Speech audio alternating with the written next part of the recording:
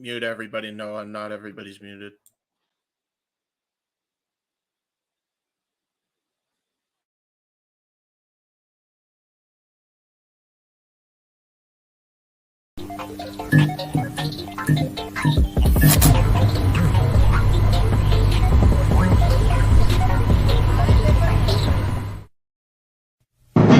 The Jeff Meacham Network's Multiverse of Media. For over 15 years, the recognized symbol of excellence and the standard bearer in coverage of sports and entertainment.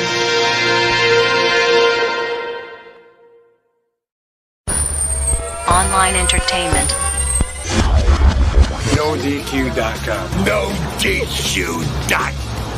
NoDQ.com. NoDQ.com. NoDQ.com. NoDQ.com. NoDQ.com. NoDQ.com.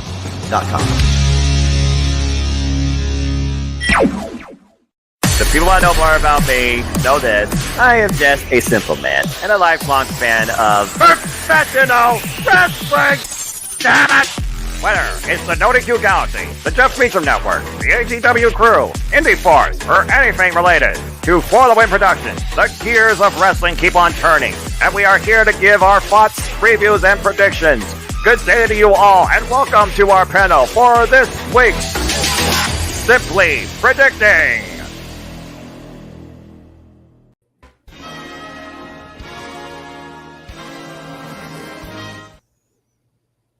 Where's Noah?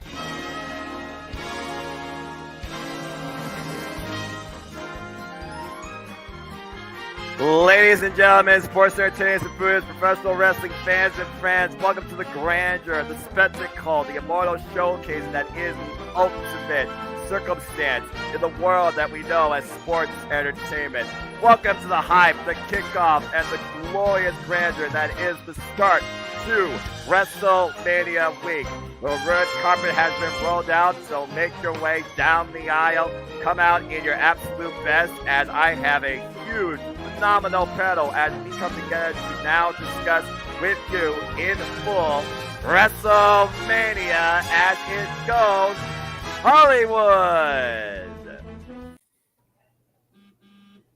Nice. So hello everybody and welcome once again to my ultimate Simply Predicting panel so far since its inception. You know what this is. For I am the Simon. My name is Noah Foster. You see the card. That is right. That is the card in front of you that we are going to discuss. So without further ado, allow me to bring in my phenomenal panel of cohorts and analysts. Gentlemen, welcome to Simply Predicting WrestleMania! Hello, everybody. JJ, Dwayne, James, Jerry, Jeff, Emmanuel, and the Ollie Pittman himself, Mark Griffin. It is good to see you all. Thank you for joining me on this phenomenally special edition of Simply Predicting. So before we get right into everything, let's go around and get everybody's overall initial hype and excite. Mark, it's been a moment. Haven't seen you since the Royal Rumble. How are you? I'm doing good, man. I'm really excited. It's WrestleMania season. We got a lot of wrestling going on this weekend, and ready to talk about it. Simple as that. Manuel, again, you are the MVP when it comes to the Jeff Meacham Network Multiverse of Media support, not only in just absolutely engagement, but monetary. Darn sure made sure it was entertaining last night. Welcome to the first time ever to Simply Predicting. How are you? I'm doing good. It's kind of funny because yesterday the Rio actually picked you three times. Yeah, you did. I still say one of those wedges was bigger than the other, but I'll leave it at that. Tim, good to see you. You may be a lone wolf, but you're rolling with a pack tonight discussing WrestleMania. How are you? Good, but the lone wolf is gonna be at the was it under the giant battle royal? So maybe he'll win the battle royal. Who knows? Oh, Jesus. I got thoughts on that, but I'll worry about that another day. In the center square, purely by coincidence, is probably the most wild and creative participant here, as always. Jerry with 1,000 names. Jerry KO. Zania, proud member of NoDQ. Jerry, how are you? Why do I gotta be Alice in this whole Brady Bunch shit?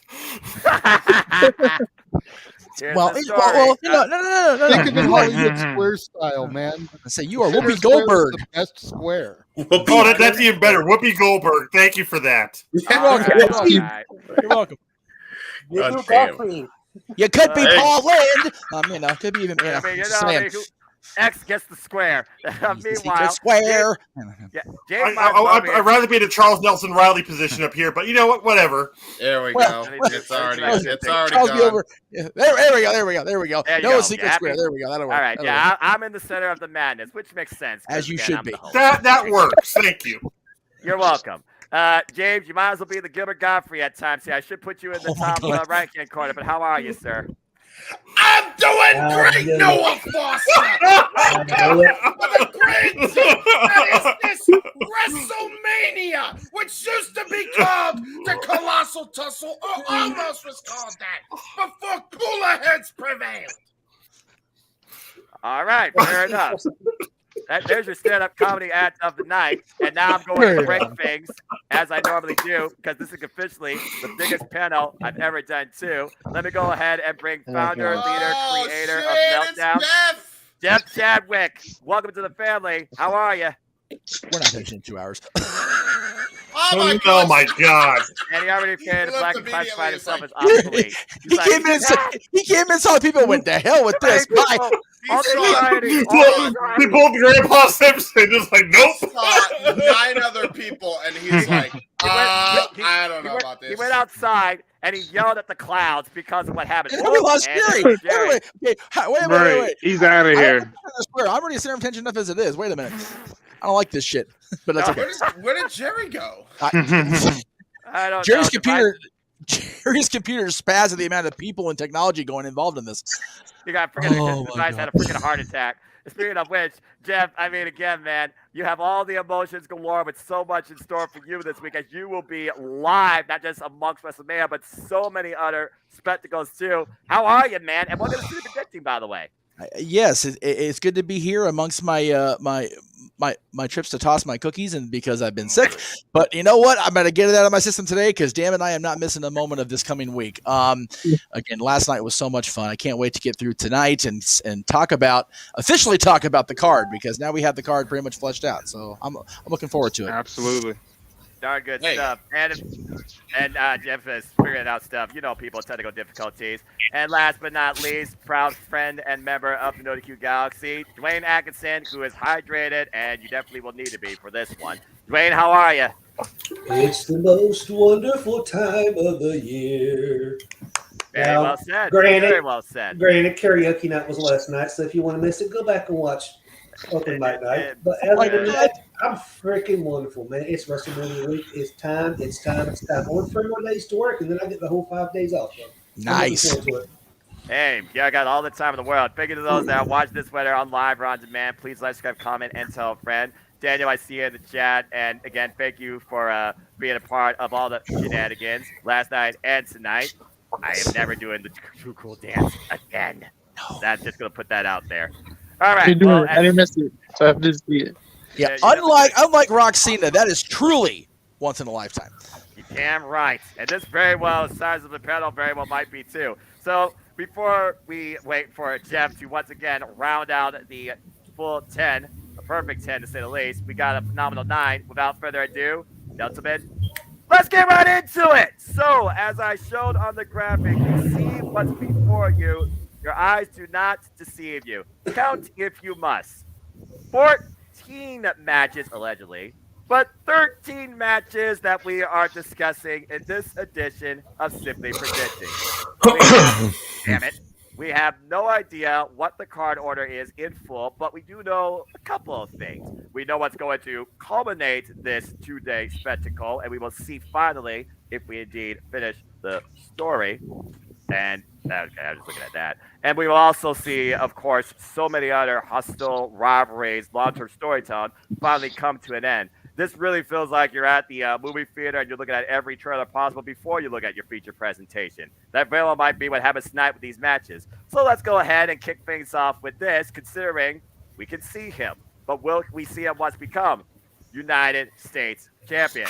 Folks, your eyes do not deceive you. And get this. This is the match that kicks off the entire 2-day spectacle of WrestleMania. Austin Theory defends the United States Championship against the 16-time world champion and former United States champion himself, first ballot Hall of Famer. His name is John Cena. Now, well, Emmanuel already with his initial thought. All right. So again, Austin Theory, he's been boasting that he is the greatest United States champion of all time. He called out John Cena, even mocking him when it comes to submission finisher and also his open challenge. We've seen it recently send an example to John Cena at the expense of the Street Profits, both Montez Ford and, of course, Angelo Dawkins. But since winning this title back at Survivor Series War Games last year, it feels like it's in a new confident light for brash, arrogant Austin Theory. So that being said, I feel JJ is the most responsible one to start with this because he was the guy that first saw Austin Theory's talent before most people here. So JJ, you kick things off. Is it A-Town down, or is it John Cena show us once again that Austin Theory can't see me?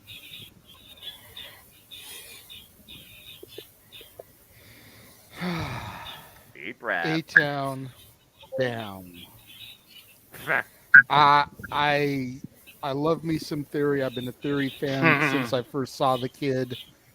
You know, at this point in his career, John Cena doesn't need to be winning the United States Championship. He needs to be coming back to put over the new breed. You know, while it would be kind of cool, considering the fact that John Cena kicked off WrestleMania 20 and defeated the Big Show for the United States title, to have him kick off WrestleMania 39 and defeat Theory for the U.S. title and be kind of nice little full circle moment for John. Where does it go from there? Theory needs to take this. He needs to retain, and it'll just keep his momentum propelling upwards.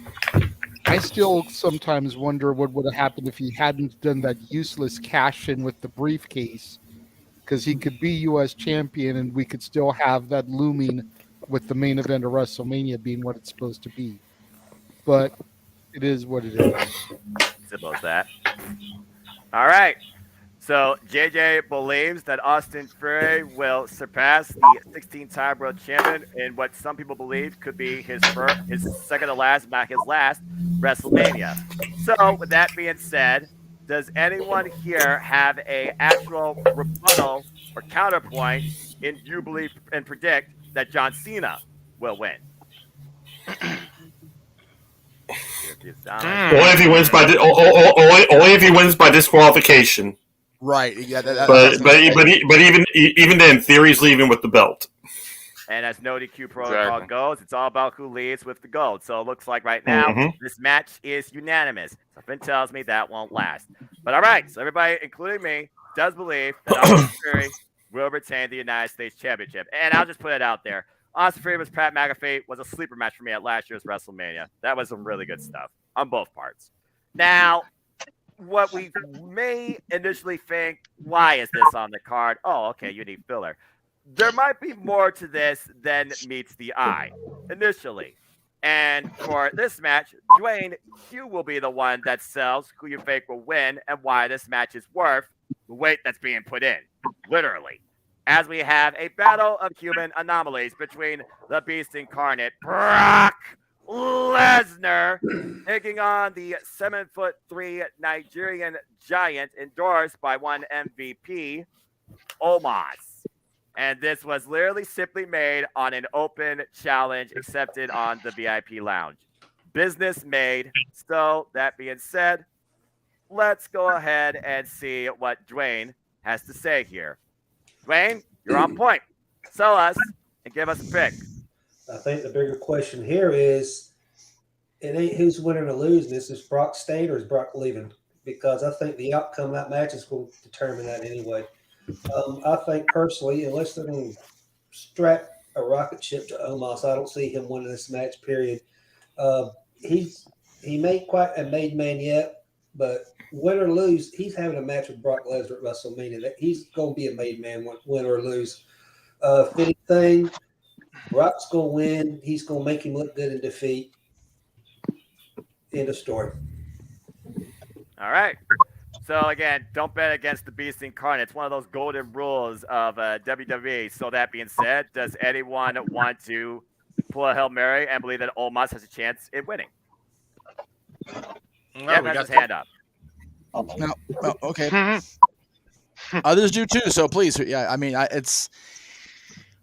have learned never to assume anything. I think that this will be the match that surprises us throughout the course of the weekend, and I think it'll be way less. I want to say it'll be way better, but that's a pretty strong word, even with what I'm saying. I don't think it's going to be near as bad as people think it's going to be. What I think it's going to be is I think it's going to be a squash, and then like Lesnar's going to say he's not done. He wants to fight somebody else, and then sure enough, we get Lashley versus Lesnar again, which would be right in there. Well, yeah, because if they've not got Bray locked down because of whatever's going on, then that'd be a great way to go. Okay, we're sorry. Here's what you really wanted anyway. Just out of nowhere, Omos tries to attack Lesnar, F5, and then like Lesnar's pretty much all pumped up, and Lashley comes out and challenges him right then and there. I'm here for that. We had Manuel next, and then we'll go to JJ. Yep, Manuel, go ahead, my friend. What's your thoughts on this? Yeah, I think Omos needs to win this badly. I mean, where do you go from here if he loses against Lesnar? Lesnar doesn't benefit anything. Catering. Put Brock Lesnar and catering in the same sentence. See if you live to tell the day. Oh, I'm talking about Omos. Yeah, right. Omos is probably killing catering. What's the budget on that? Oh, jeez. All right. Who's? That's Tim. Tim has his hand up, so he can go ahead and give a point real quick. No, I'm just hearing heavy ass breathing. Who's breathing? So am I. I think it might be Jeff. Not Darth Vader. Yep, it's Jeff. Oh, okay. Anyway, go ahead, Tim. Oh, it's all that smoking. You need to stop that smoking. Is the ring big enough? Is the ring strong enough for these two people? I'm sure they'll have it reinforced. I mean, it's not like we'll see a superplex spot. Oh, Lord, if they do that. Oh, my God. No. 45 minute delay on WrestleMania while they reassemble the ring. Reassemble the ring. They'll pull the WrestleMania free spot. Brock Lesnar will scoop Omos and slam him. He won't suplex him. I agree. Do the Andre spot. And then real quick, before Emmanuel goes, JJ, you had your hand up. Before I add things, I think something. Yep, go ahead. Go ahead. Okay. Go ahead. I think something we have to keep in mind is the fact that Brock was getting ready to leave when everything transpired with the Vince situation. And he was convinced to come back. Right. I have a feeling that this is going to be his final match. I have a feeling that he's going to do right by the business, and he's going to put the Beast over. He's going to put Omos over because, like they said, what happens to Omos if he loses? I mean, the best case scenario is he goes down to NXT and maybe gets involved in the Apollo Crews Dabocado storyline that's going on down there, gets a little bit of seasoning. But you don't want to put a highlight attraction like the giant that is Omos and just bury him down in NXT. You want to keep him on the main roster as a special attraction, and victory over a leaving Brock Lesnar is the way to do it. Or they could just treat him like Big Show and just book him every year, and he still is a part of the actual main roster. Yeah, well, that's what made him not a special attraction. Emmanuel, you wanted to respond with something, right? Yeah. I just wanted to say, if Omos loses, you better just release them. I mean, he doesn't really fit anywhere in the current roster. He's he's the only giant right now, and is not even booked in every Monday Night Raw or SmackDown.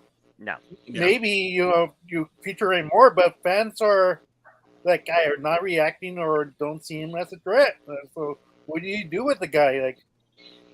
Sadly, I don't want to, God forbid, he be released, but that's the only other option because he's just there just to be there because of his presence.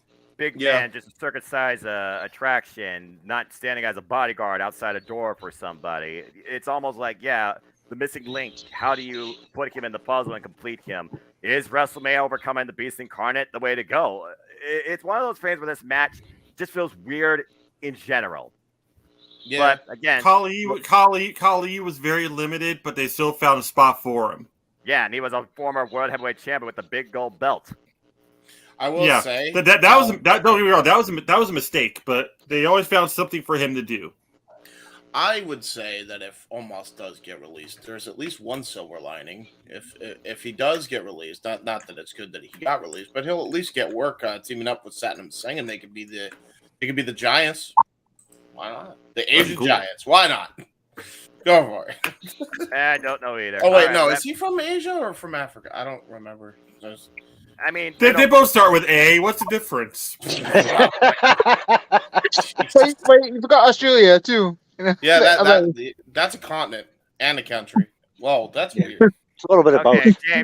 James. First off, calm down because right now you're getting lost in direction, and also this is not a geography class. Let's keep moving forward. Bottom line, most of us believe that Brock's going to win, but Omos might need this to be still, if he's at all even, still somewhat relevant. That's pretty simple to the point. All right. Now, I don't think this is going to be simple, except for one word, because honestly, what else do I got to say besides banga? Respect the Intercontinental Championship, as the Intercontinental Championship is on the line in a triple threat match as Gunther defends the gold against Drew McIntyre and the person he already beat one-on-one at Clash of the Castle. And by the way, the only person in this match who has never been Intercontinental Champion. I'm, of course, talking about the Celtic Warrior himself, Sheamus. For me, I talk about the Intercontinental Championship all the time. One of my favorite championships in WWE history, even though I'm the classic white belt guy, and I always will stand by that. The Intercontinental Championship is the Workhorse Championship. You built this title up to move yourself up to the pecking order in the World Heavyweight title picture. Gunther is far exceeded to prove that he's already ready for that. He proved that at WrestleMania. In my opinion, I do think he will be one of the longest, not the longest reigning Intercontinental Champions of all time, and I kind of want to see him retain. But I feel they made this a triple threat for one reason and one reason only. For Sheamus to finally complete the Grand Slam. I think that Sheamus is going to become the new Intercontinental Champion and complete the Grand Slam, and it's going to be at the expense of his banger friend. I see Drew eating the pin. That's my take. Does anybody have a rebuttal against that? Ooh. Yes. Jeff, I saw your hand first, then JJ. Yeah. So I still have it set in my mind that Gunther is going to be the one to break Honky Tonk's record. So, and he's the only one currently on the roster that can do that. I mean, hell, he held the UK championship for 800 plus days, asterisk. But nonetheless, Honky Tonk is 450 something, 453. I think. And Gunther is well on his way. He's reaching about the 280, 290 mark. So I think that honestly Gunther comes away with this, and I don't see him losing at least. I'm thinking maybe even as least Survivor Series, around that area. He's been an amazing Intercontinental Champion. One of the better ones in more recent history that I can recall, and I see him keeping that title around him. And of course, Imperium, the rest of Imperium is going to be right there to help him along the way. I see them playing a part in the match. But as far as leaving, it's going to be Gunther going home with the belt. Gotcha. Now, does anybody have a case to claim that Drew McIntyre will win the title? James, do you? Otherwise, we'll move on. I know a guy who does, and I think Jeff actually said probably what JJ was going to say because I've heard him talk about this. JJ, do you have anything to add with what Jeff said? Specifically, Jeff Chadwick, because there's two Jeffs today. Nope, Jeff just said everything I was going to say when I put my bid in to go first on this one. I have Gunther taking it. I have Gunther taking Honky Tonk's record. I even had pinpointed when he would break the record for merit, but I digress because Jeff basically just said everything I was going to say. Sorry. Hey, Nah, you're this is fine. what happens. This is what happens when you got this many incredible minds on the screen. And that being said, JJ, I thought I'd leave you a little bit because when I was looking at my proposed card order, it's crazy enough going back to back following an act. I didn't want to overwhelm you, but I definitely will let you lead on this one because in AEW, you follow one particular female individual. I feel I could do the same contrast with you in WWE with one other particular female individual, and that's this woman. As Bianca Belair, the EST of WWE, defends the Raw Women's Championship against Kana reincarnated Asuka, the Empress of Tomorrow, who, in my opinion, has been on a journey to receive that big win since her loss at WrestleMania 34. So, JJ, this is your EST looking for the hat trick, owning WrestleMania. You can't spell WrestleMania without the EST. So, go ahead, sell us on this match. Who leaves the Raw Women's Champion?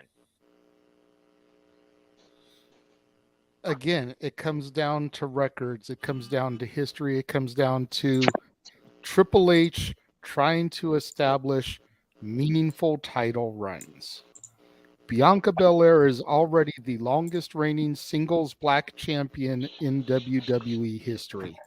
If she can surpass the New Day's tag record, she will be the longest reigning black champion of any belt in WWE history.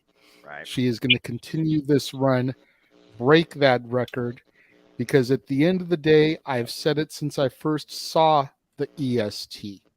Bianca Belair right now is everything they wanted Sasha Banks to be, but Sasha failed because she took her ball and went home more than once. Bianca Belair is the female John Cena. She legitimately has little girls coming up to shows dressed like her. She is the real deal and will be the face of the women's division for years to come. She's going to hold the strap, break the New Day's tag record, be the longest reigning black champion in WWE history. Period. Y'all want to call Charlotte the Queen? I don't think so. We got a rebuttal. Right. We got a rebuttal. Go ahead with your rebuttal. I think it's Asuka's time to reign. I mean, they invested a lot of time to bring a new character out of Asuka. Kana, like it's an interesting, refreshing new, way because as right now, like we know as her as a heel, and right now, like no offense to Bianca, she's been carrying the women's division for a long time, but I think fans are ready to move on and ready to see a new champion. Like it's a good run, but I think Bianca.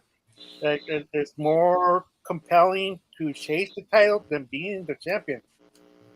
But that's my opinion. That's my sister's opinion because we're both Asuka fans, and that's like I won't just bring something back in a new look and just for up their bell. Like I don't see it happening. All right. Fair enough. And Jeff, you may go ahead. As Sean asked the question, who Different Jeff this time. Jeff Meacham. Yes. Who dethrones Bianca? Go ahead, Jeff. My only concern with Asuka losing is where do they go with her now? And I bring that up because there's chatter in the dirt sheets, wink wink, if you will, that Kyrie is open to returning to WWE now that she's a free agent again. So the only saving grace I would see for Asuka if she loses to Bianca Belair here is if they reunite the Kabuki Warriors and actually have a legitimate, tag team in the women's tag team division.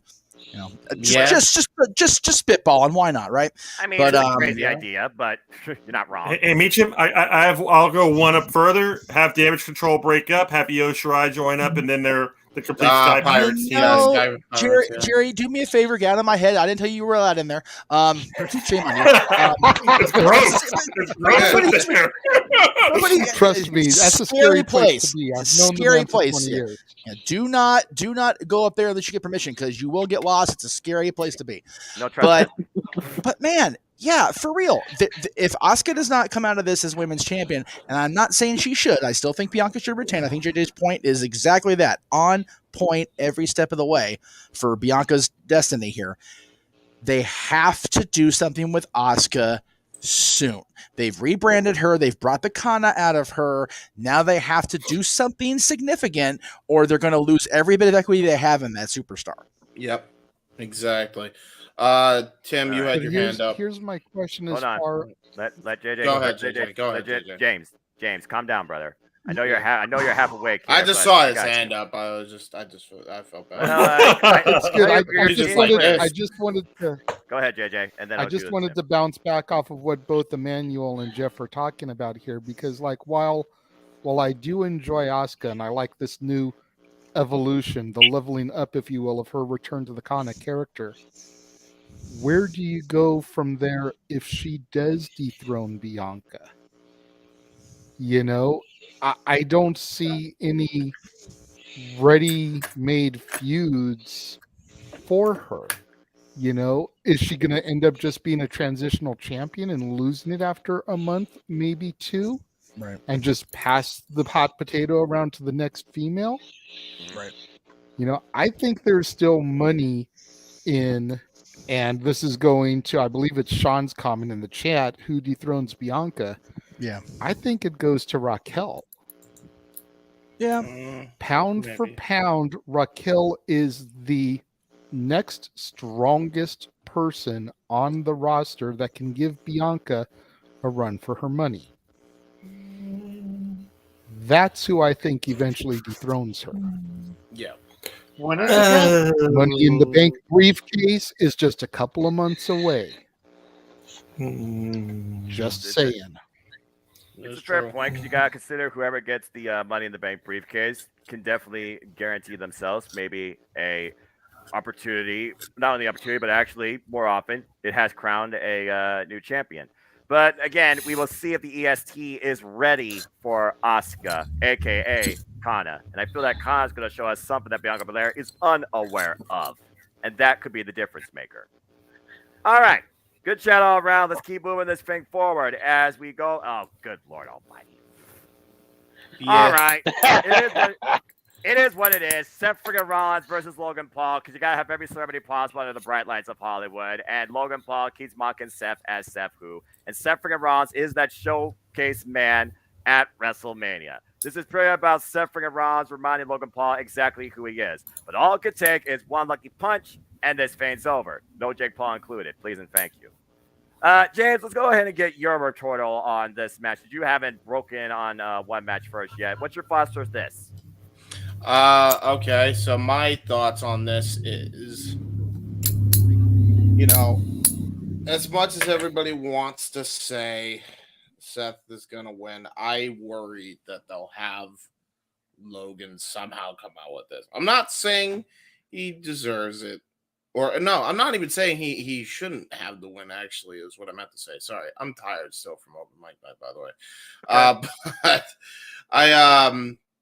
I don't know. Like it's one of those things where I've been going back and forth on this match because I really could see them going either way with this. I really could. This was kind of a struggle pick for me. I ultimately went with Rollins only because by the time this is over, like Logan's probably going to be on the Misfits boxing card, I'm sure. I think he's already scheduled, which is a KSI's boxing league. So I think he's already booked after this, and Rollins is going to be here for the long haul. So by that logic, I just went with Seth. But I could be wrong, but that's just me. All right, so he's going with Seth friggin' Rollins, and maybe he gets his win back from last year after, taking the L against Cody Rhodes. So unless people believe that Logan Paul, being the celebrity, quote unquote, gets the win here as a rebuttal, I think we will move forward. But I see Jeff has his hand up. So Jeff, the floor is yours. Then JJ. JJ, I will try to not take what you're going to say. So if I do, I apologize. Again, Logan won his debut with Miz at WrestleMania, so he did get a win there, but he took the ultimate L because Miz left him laying, right? So he looked like a punk coming out of that because Miz totally punked his ass. However, he's been punking Miz every step of the way since then, to be fair. Then he took the L against Roman in Saudi Arabia. So I think if they've signed Logan to a long-term superstar contract, they got to start giving him long-term superstar presentation. And he's got to get a win on the grand stage, or at least a solid showing in defeat, because him and Miz getting that win, it was kind of weak. And like I said, he took the L at the end of it because he got laid out. So if he's going to lose, and I still believe he will, he's got to really show us something besides, ooh, high spot, ooh, shock value moment. He's got to wrestle Seth Rollins. Damn it. Yeah, fair enough. Tyler Black, formerly out of Ring of Honor. All right. Good stuff. We got one vote for Logan Paul, one vote for Seth Rollins, both equally compelling cases. James, you have one last spot before we move on, because looks like the rest of the panel. Actually, JJ was after. Yeah, JJ was after that. Yeah. Okay, about to say. I'm sorry. I got 5 J's on my screen. This is ridiculous. Anyway, it's all good. JJ Noah has 2 J's. Go ahead, JJ. I'm just right there for Logan Paul, because at the end of the day, number one, it's WrestleMania. Look back at the history. The celebrities usually go over at WrestleMania. Number 2, we're in Hollywood. So that's just going to make it even more compelling as to why Logan needs to show up and show out. I love Seth. He's an amazing talent. There's a reason they're giving him to Logan. They know he's going to make Logan look good. The only match Logan has lost, I believe, was his title shot against Roman. That's Otherwise, he's won every match he's stepped in the ring for in WWE. This is going to be no exception. Very fair case. All right. Either way, this is definitely one of those matches that can really be a showcase for either of these nights. And Wynn's probably April 1st, because apparently that's his birthday. But I don't think there's going to be an April Fool's joke here when it comes to the results. We're going to see who actually out-wrestles the other. And that's what I can respect at WrestleMania. Not name value, damn it. But I digress. All right, well, speaking of names, well, if there's one thing I know about movies, you have your stars and you have your cast. Let's go ahead and talk about the extras, as we have a fatal 4-way tag team match because, well, you got to get them on the car and get them paid. We have the Street Profits taking on the team of Braun Strowman and Ricochet, for whatever reason. The Alpha Academy, at this point, Otis and Chad Gable, if that hasn't changed. And the Viking Raiders, y'all might remember them as War Machine, and don't even ask me if I know their names, because I don't. Eric and that being said, Tim, you were the one that wanted to lead this match, so the floor is yours. Go ahead and talk about this and pick a winner, and then we'll see if someone has a rebuttal. Tim, go ahead. I think they're like, out of all these teams, I think Ricochet and Braun Strowman and Montez Ford and Angel Dawkins are the best teams, because, first of all, Otis is with, Maximum Models. He's more focused on Alpha Academy with Maximum Models. When's the last time Viking Raiders had a good match? And if you look at the tag team tournaments, Braun Strowman and Ricochet had strong matches against they're cohesive with each other. So I think my pick for this whole match is Ricochet and Braun Strowman, underdogs, and win the whole thing. All right.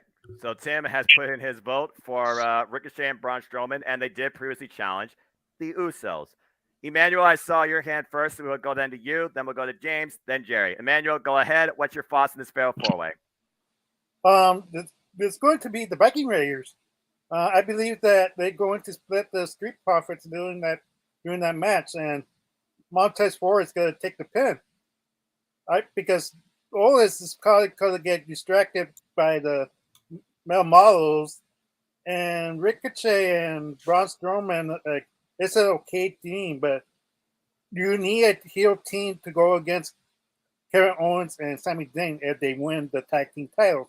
So most likely it's going to be the Viking Raiders. Common sense, I mean, common sense is lacking in society. JJ could give you a quote on that. All right, James, what's your thoughts? My only thoughts are that was gonna be my thoughts. Emmanuel pretty much said it all for me, but I will say I'm glad they at least booked my fantasy booking concept when we did Mania fantasy booking. I think was there one team that was different than my original 4 teams that I picked for this? Or are they all the same people? I think it was all the same people, but a different formula. Yeah, it was. I booked it as a ladder match. I think this should have been a ladder match, personally, but that's just me. With a show full of gimmicks. Shot for the tag team titles. Obviously, that's what this is for. So why not have a briefcase, Money in the Bank style there? I'm just saying, why not? Contract or something. Clipboard. Right. They fight for a clipboard. Why not? Just fight for a single clipboard. A piece of fucking wood. Why not? Plank. They fight for plank. They fight for Ed and Eddie's plank. Wood. Wood. That's funny. All right, James. Good rebuttal. Okay, I see two. I think I wasn't sure if Jeff has. So Jeff, I see your hand. Go ahead, and then Jeff, you have your hand up. We'll go to you. Jeff, which is on your mind? Chadwick. I personally think that the team out of any of these 4 that needs this win right now is the Street Profits, and here's why. Both Montez and Angelo recently took losses in singles matches. Right. And lately they haven't been very successful if you look over the last, I don't know, maybe month and a half. Yeah, right. I think this is where the team really shines. And it's been a while since we've seen them with titles. So I think that they're the ones to really watch in this match. And I believe that they're the ones that's going to come out because they need this win.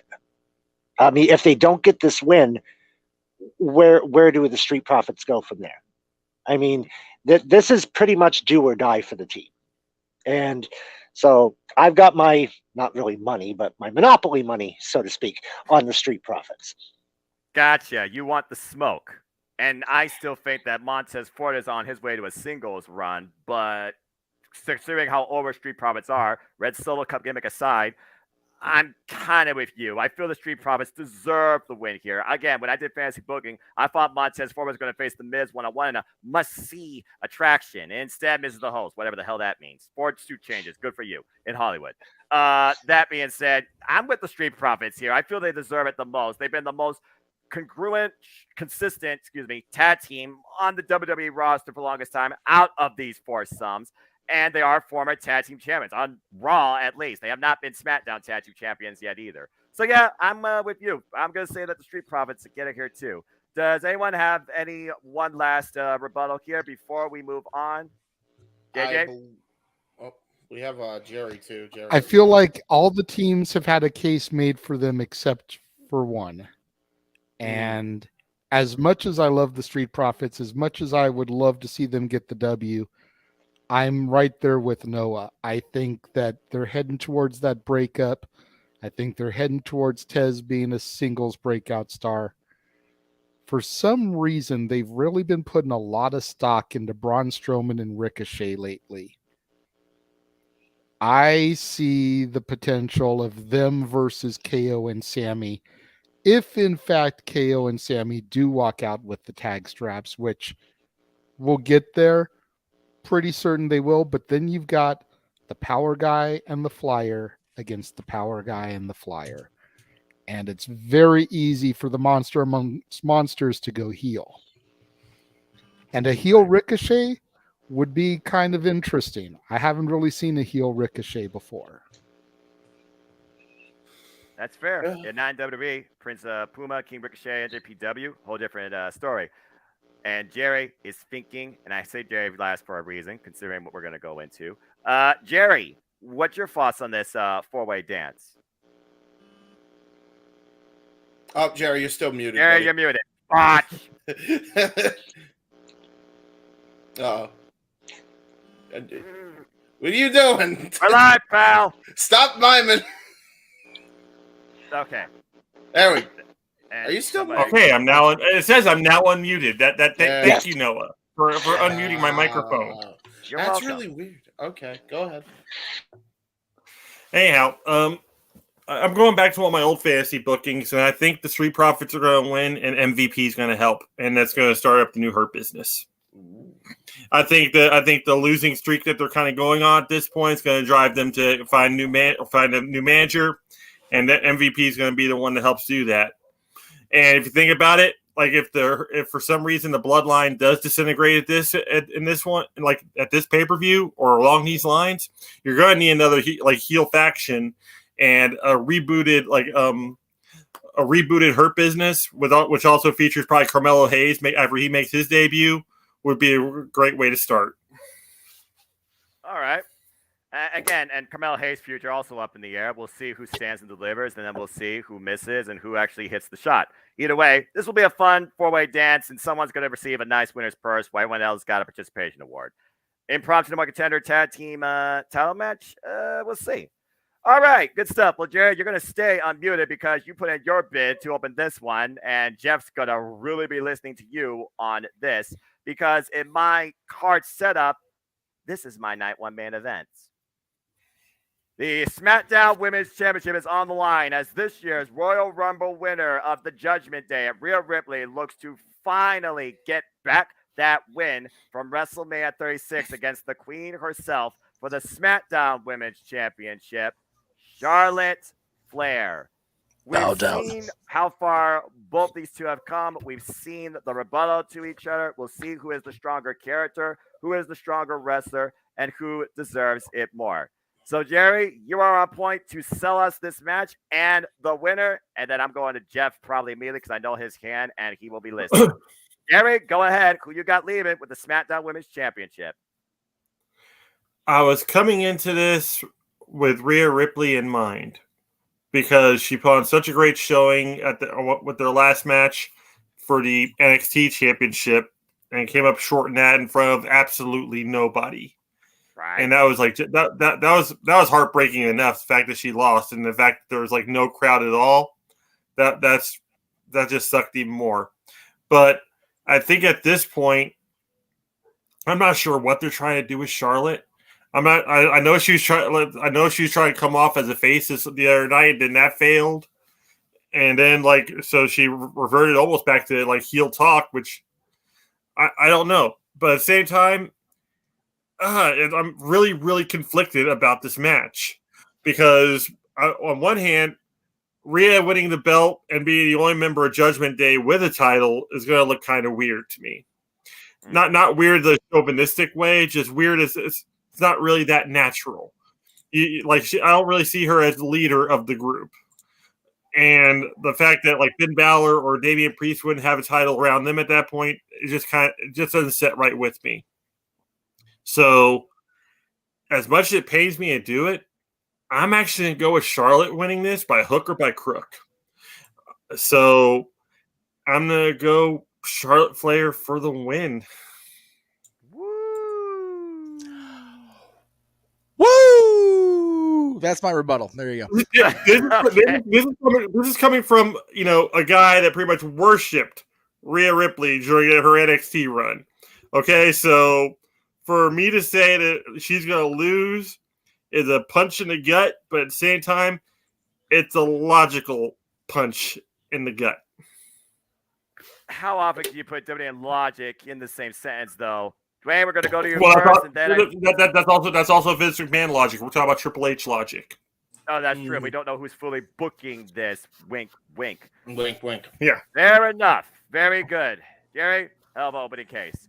Dwayne, you're on point. What's your thoughts towards that? I saw your reaction when he said that. For what it's worth, can you hear me, by the way? Yeah, we can hear you. This is one match that I'm not going to be upset who wins and who loses. However, I've already been predicting Rhea to win this one. I think what we're going to finally get, excuse me, Bianca's going to retain. We're finally going to get that showdown between her and Charlotte that everybody's wanting to see. So I've already been picking it. It's Rhea's time. She has really reinvented herself over the years, and Charlotte's probably the one big win that she needs right now to just really set her off. Yep. That's a fair point. All right, Jeff. What's your thoughts regarding that or either case? I mean, if Charlotte loses, can we see her maybe go to Raw and challenge Belair or Asuka, who, well, she beat Asuka before? Or counterpoint, if Rhea wins, then she goes to SmackDown and maybe resets the entire SmackDown women's division. Jeff Chadwick, what's your thoughts? Well, I think personally, Rhea needs this win because of that loss. I just that she has not gotten over that loss. She needs to prove to not only herself but to everybody out there that she can beat Charlotte. And I think that come WrestleMania, Rhea is going to do just that. And I can see Charlotte versus Belair. And I think Charlotte losing the title and then getting a shot at Belair and possibly winning that one. Somebody had made a comment about it up on that you posted to get her count up. She is the one that's going to be her father's number. I mean, we've already figured that much out. Very much. It's just a matter of when. But how much longer does Charlotte Flair have?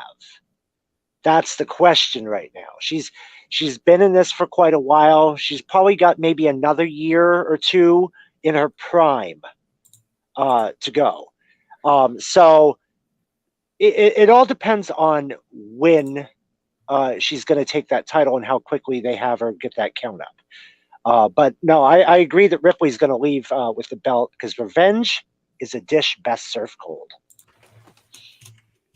Very nice. I'm torn on this too. Again, Rhea Ripley, she has been consistently improving and becoming a mainstay in her own way in WWE. Charlotte Flair came back from injury, pinned Ronda Rousey immediately. Okay, that's a thing.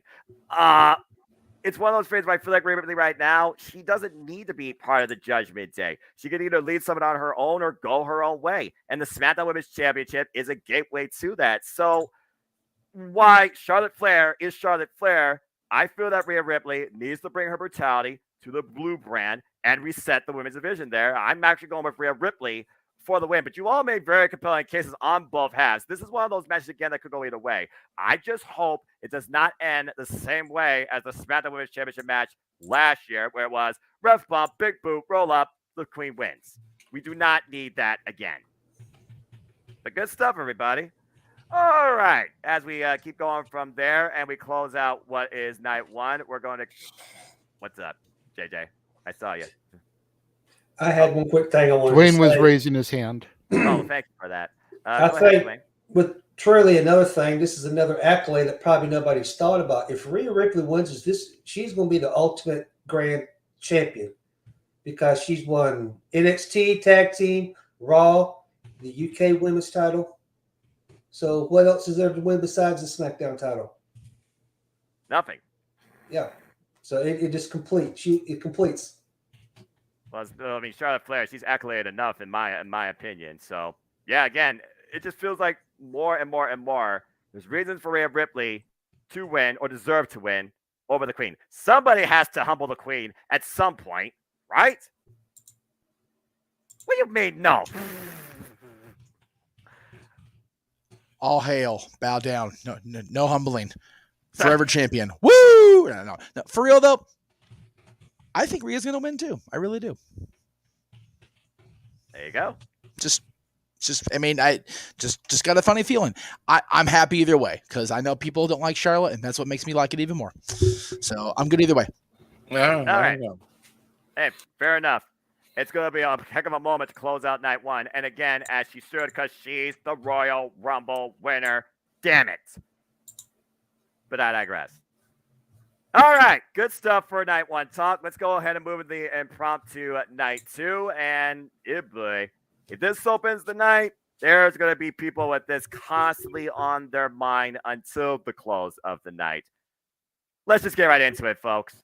The undisputed WWE Tag Team Championships are on the line as we will see, in my opinion, the culmination of night two, the overall state of the freaking bloodline. As the Usos defend the gold against Brothers for Life versus Brothers by Blood, Sami Zayn and Kevin Owens. Okay. Well, the person that wanted to go first on this having technical difficulties. Yeah, So, I'll be real. I'm trying to get him back in. He is so frustrated because it keeps booting him. I guess he's been having problems. technology could be a mugger bucker. So I'm trying. I'm trying to convince him to appreciate come back, it, James. but It's okay. I don't blame him. I mean, again, people have such a short sense of the pace with this type of stuff, and it is a normal to happen. So while you work on that, keep me posted. That being said, JJ, why don't you go ahead and kick this thing off? All right. All right. I think at the end of the day, everybody here will need to take this match. The question is, and reroll. If the question is how.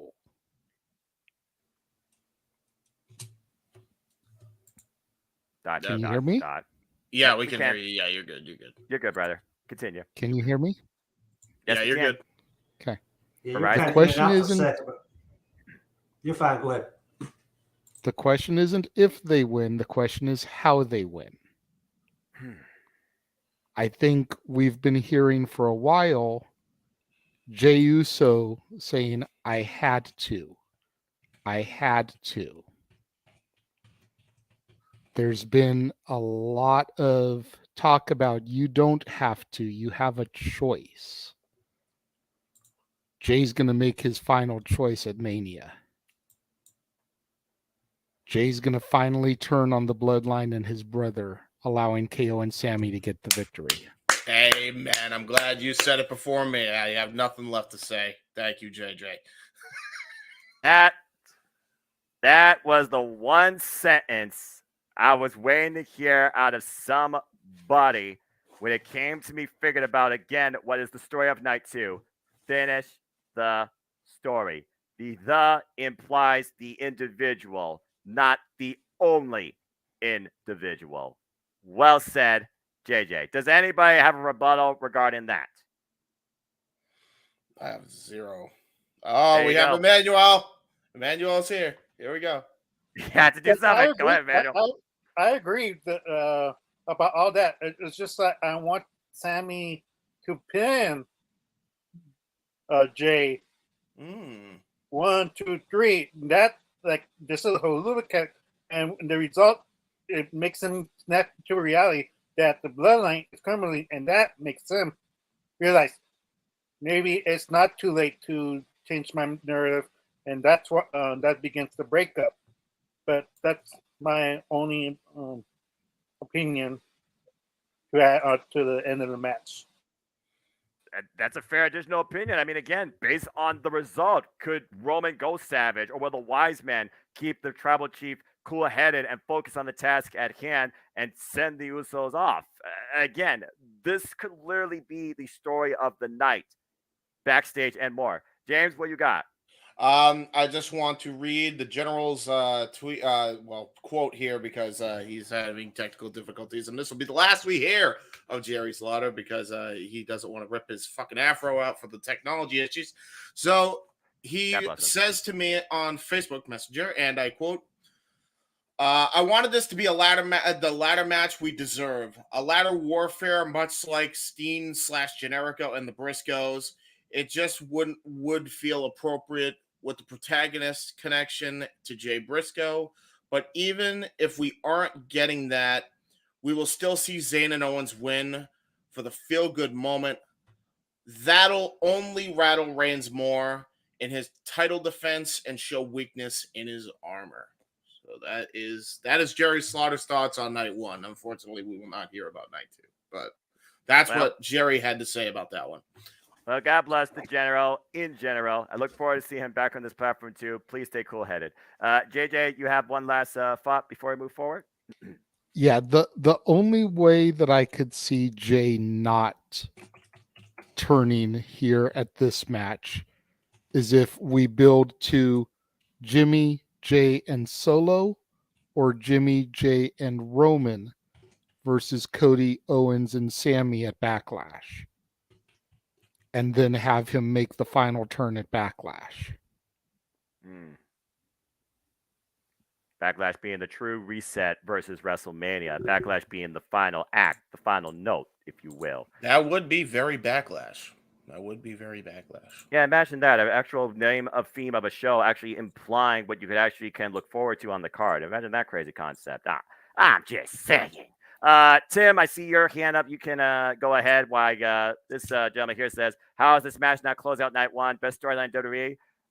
We will get a rebuttal regarding that here shortly, but I will say this, politics. But Tim, go ahead and say something. I think my only thought, if Usos lose, I think I could see Jey Uso versus Roman Reigns at SummerSlam versus each other, brother versus brother. So, and see Tokyo join the bloodline and help maybe interfere in the match.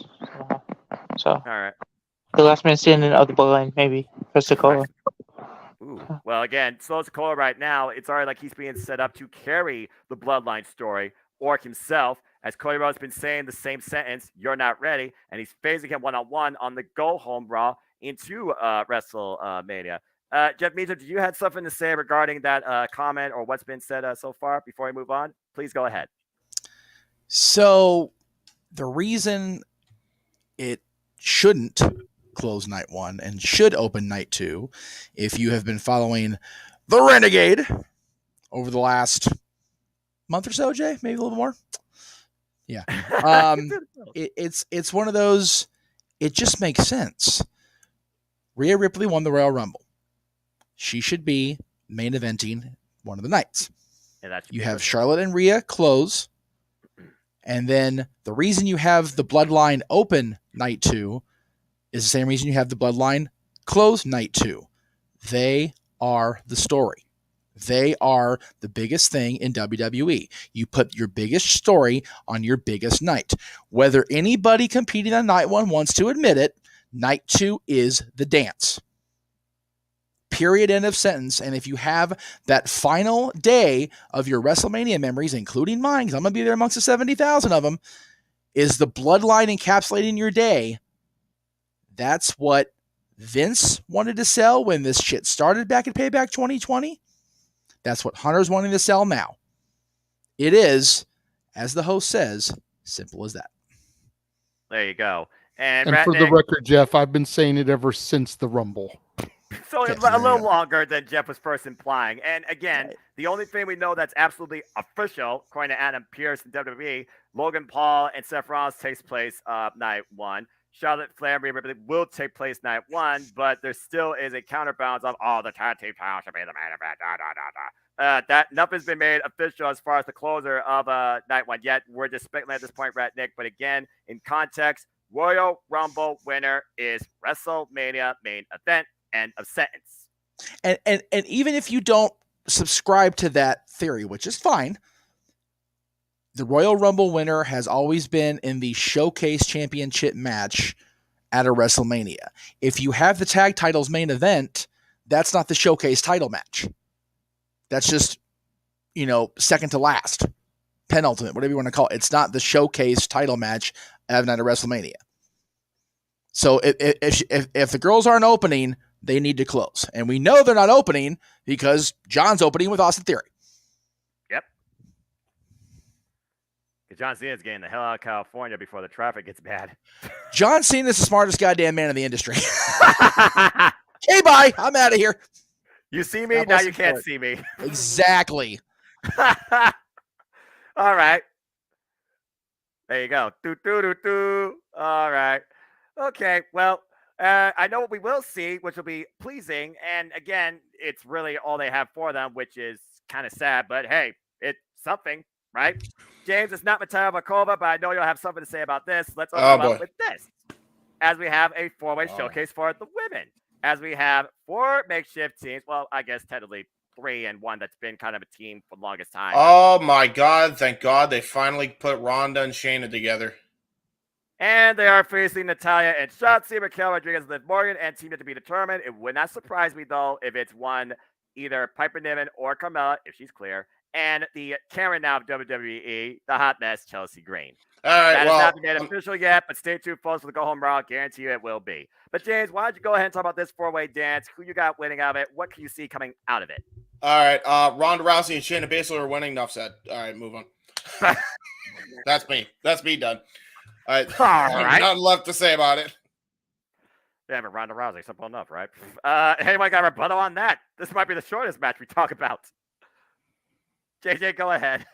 I just have a point I want to bring up. Well, I agree that more than likely Ronda and Shayna will more than likely take this match.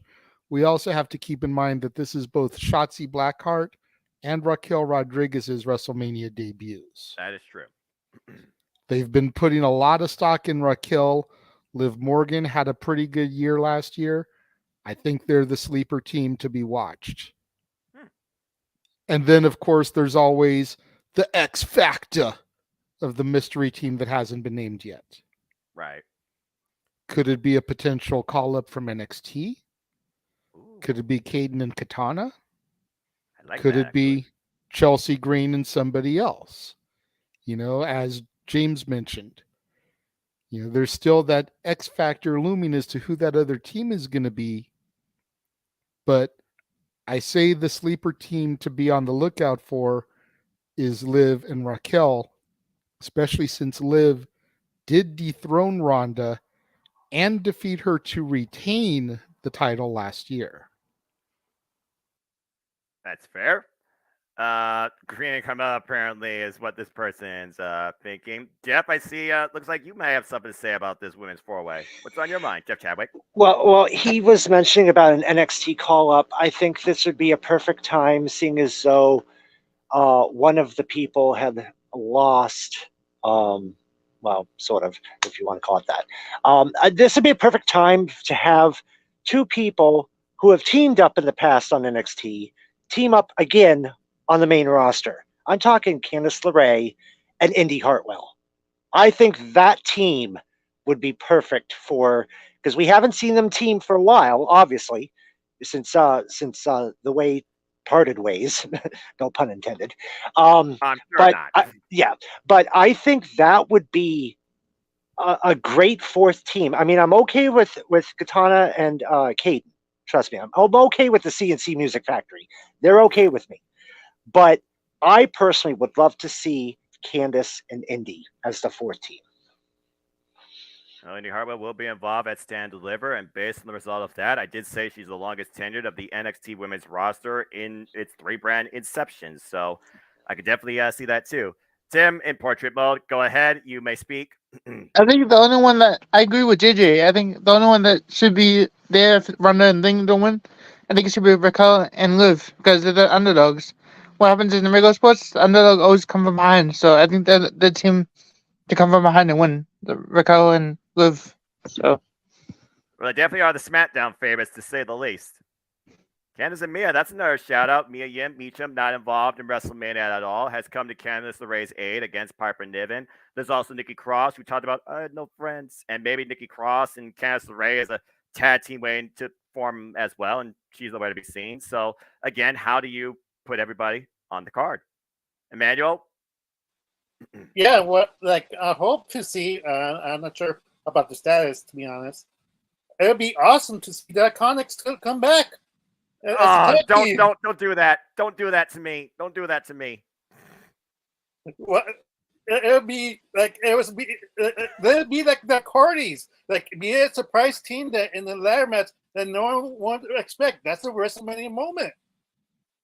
Really? It's so unexpected, and nobody's reporting on them, and they haven't been the same since they broke up. That's just my opinion. It's a fair take, Jeff. I saw your reaction to that, and to be fair, Emmanuel, congratulations, Cassie Lee. She's now a mother, so I feel the Iconics, the inspiration, the only real women's tag team I've seen in WWE history. Thank you and good night. Have pretty much retired, and I stand by that. Still, WrestleMania 35, my biggest moment, the Iconics winning. But hey, I appreciate you being a fan of the Iconics. And Alexa Bliss, by the way, congrats on your performance on the Masked Singer. She right now is doing her own thing and recovering, thankfully, for what could have been skin cancer. Watch out when you tan in bed, folks. Hi, Ryan Nemeth. That being said, again, it's one of those fans where like, I just don't know. Dwayne, I see that. don't you should? Why does everyone gotta be hating on the Iconics? Seriously, it's booking that booked them into oblivion. Anyway, Jeff, you have something to say? Jeff Meacham? So yeah, first of all, Cassie is very happily retired. Her and Sean are doing the parent thing right now. You notice you haven't seen Sean on TV in quite a bit either. Right. As far as Alexa, she is recovering from the skin cell I don't know how to say the word. Forgive me, carcinoma. Forgive me. Carcinoma. So she's not as unlikely, and Nikki not having friends doesn't mean she won't always not have friends. Mm-hmm. Former tag team champions twice over, including a win at WrestleMania. Pandemic WrestleMania, I grant you, but her and Nikki and Alexa became tag team champions over the aforementioned Kabuki Warriors. So if Alexa's TV ready by Mania, I mean, granted, it's 6 days, but don't be surprised. Yeah. Dwayne, I saw you doing this. You must be thinking 2 and 2 like Chuck Woolery. So unless you're trying to connect 2 women together in a tag team, Dwayne, do you have some rebuttal before we move on? No, he was just doing this. He is not a crook. All right. Okay. Let's not get political here, all right? Let's get personal. And Jeff Chadwick, you wanted to open this off and talk about picking a personal match to talk about. How far do you instigate your own father to put your hands on you? What does it take for a father to fight their own son? You confront his wife and you confront your own mother. I'm going to tell you all right now before I even put up this graphic. My mom is one mean-ass, short, little Italian-German woman that will kick anybody's ass that looks at me the wrong way. You don't mess with a woman, period. And you damn sure don't mess with Rey Mysterio's wife. It finally happens. Rey Mysterio goes one-on-one against his son, Dominic Mysterio. And with that, I am saying nothing else. Jeff Chadwick, you followed the story. We've talked about it times at the round table. You wanted to open this match personally. So go ahead, break it down. And what do you think is ahead for either of these two? Is this a passing of the torch, or will Dominic be put in his place? Well, first off, I am so glad. I mean, I've been waiting for this to happen, and Friday night we saw the punch heard round the world. And I couldn't be more happier that this match is finally official. Being a Rey Mysterio fan from day one, when I first saw him in WCW, and following his career over the last 20, 25 years, he has become probably one of my favorite wrestlers of all time. When we first saw Dominic, of course, Eddie Guerrero was here, and they had the whole briefcase of who was going to get custody of Dominic. Seeing and then years later, we see Dominic now part of the roster, which I was extremely happy for. Extremely happy that they won the tag team titles, first father and son to do so. And then came the Judgment Day. And ever since then, Dominic has made Rey's life a living hell. Not only Rey, but the whole family. And this, every week, Rey Mysterio is like, I'm not fighting you. I'm not fighting you. You're my son. Well, it only took him to tell his mother to shut up for this to happen. First of all, you're right. You don't talk to a woman that way. Okay, let me put it this way. I talked to my mother once that way. I never did it again. Yeah, I wonder why. Never. Well, it wasn't mainly because of my mom. It was my grandmother. She was the more stricter of the two. But anyway, I digress on that. But anyway, you don't talk to a woman. Doesn't matter who it is that way. That was the icing on the cake for Rey Mysterio. And when he punched him and said, "You want a match at WrestleMania? You're on. I'll see you there, son."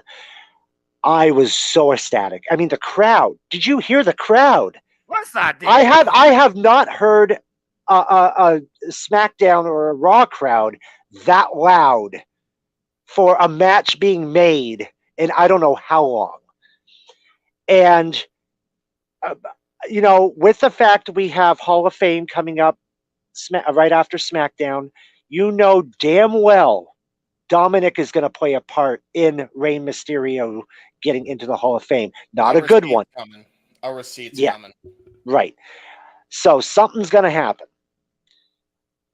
Unfortunately, I think this is where the torch is going to be passed. I see Dominic coming out on top on this one, and here's why. Rey is hanging it up. Who better to continue his legacy, whether face or heel, than his son? This is where that torch is being passed. I know that Judgment Day is going to have a part in this. I know that, they're going to continue making Dominic look like the bad guy, because he's going to get help from his Judgment Day people. Of course, that's a given. But Dominic is going to come out the winner. And unfortunately, Rey's career will be over at that point because I don't see anything after this for Rey Mysterio. This is where my personal feeling is that Dominic, if he wants to get his career really skyrocketing, this is the match to do it. And what better way than to beat your father? I mean, it kind of like goes along the lines, and this is a weird comparison, but it makes sense. When Owen Hart beat Bret, look what happened to Owen Hart's career. Boom, through the roof. Same instance. Not brothers, but it's father and son. This is where I see Dominic shining. The best match that I think he's had in his career thus far is going to be at WrestleMania with a defeat over his father. All right. Well, we did talk about a while back that we thought Rey Mysterio would pass off his mask to his son. Now his son might take it by force. But at this point, Dominic winning might be more heat than California deals with on a regular basis when it comes to weather. That being said, Dwayne, I saw your hand up first, so you may go next. Then we will go to James, then JJ, then Tim, in that order. Dwayne, go. Oh. I think Emmanuel had his up first, but go ahead. It's all good. To talk. You like Doctor the Judgment Day. All right. So since you did pass it off, Emmanuel, please go ahead. I don't think they're going to push this storyline as far as they have for just to have a one and done match between them two. There is going to be at least one more, possibly two more. I see anything a retirement match is coming, possibly SummerSlam, if not sooner. The way I see it, though, Rey's taking this match. Number one, but when Dom shows up at the Hall of Fame and ruin his moment, that's going to be the biggest mistake coming is losing to him at WrestleMania. So personally, his career is already going to skyrocket anyway. Just having this match with his father, and the fact is he's already been with Judgment Day. He's already made a made man. I think it's going to be Rey. He's going to want a rematch of some sort with the stipulation either going to be his mask or his retirement. One and done. One and done. Or two and done. No, you don't. Okay, good stuff. Emmanuel, again, sorry I didn't see you. Thank you, everybody, by the way, for guiding me. Emmanuel, what's your thoughts? I think about Mexico. Like, I watch Triple A sometimes. They do like the mask versus hair when it gets absolutely personal. And I thought they were going to go that route, actually, with this match. But what's your take on this story? It's kind of interesting. I mean, like for me, I think Gray needs to win this. That way, Dom on Monday Night Raw, he complains, you see how my dad mistreated me and beat me up, and he had no respect for his own son. Like, it'd be more of a pop if Rey Mysterio wins over Dom than Dom, winning, and then like the crowd be like, booing. That I get, Dom would get the push, but he would get the push either way because he would show a good showing in the end. I think that Rey Mysterio is going to hang it up either way because he already passed the torch to Santos Escobar already in SmackDown. So good point. It'll be more like it's just one of those things that Judgment Day doesn't really need to win every match, but it's like one of those things. Where's Damian Priest in this because he's nowhere in this card, so he might come and help, but everybody's going to be busy Finn's going to be busy. He is going to be busy. So, Dom has no help basically in that match. All right, then. James, what you got to add to that? We know how big of a fan you are of Rey Mysterio, especially when we talked about the fact that, again, he is going into the Hall of Fame. We thought that an angle was going to be worth the Hall of Fame. Still might be able to match is official, but what's your take on this whole story? Well, my take is going to require everybody to unmute their microphone because I'm about to do the funny. This is a rendition of the Rey Mysterio and this mask. So here we go. This is my prediction, by the way. Ray, Ray, Ray, Ray,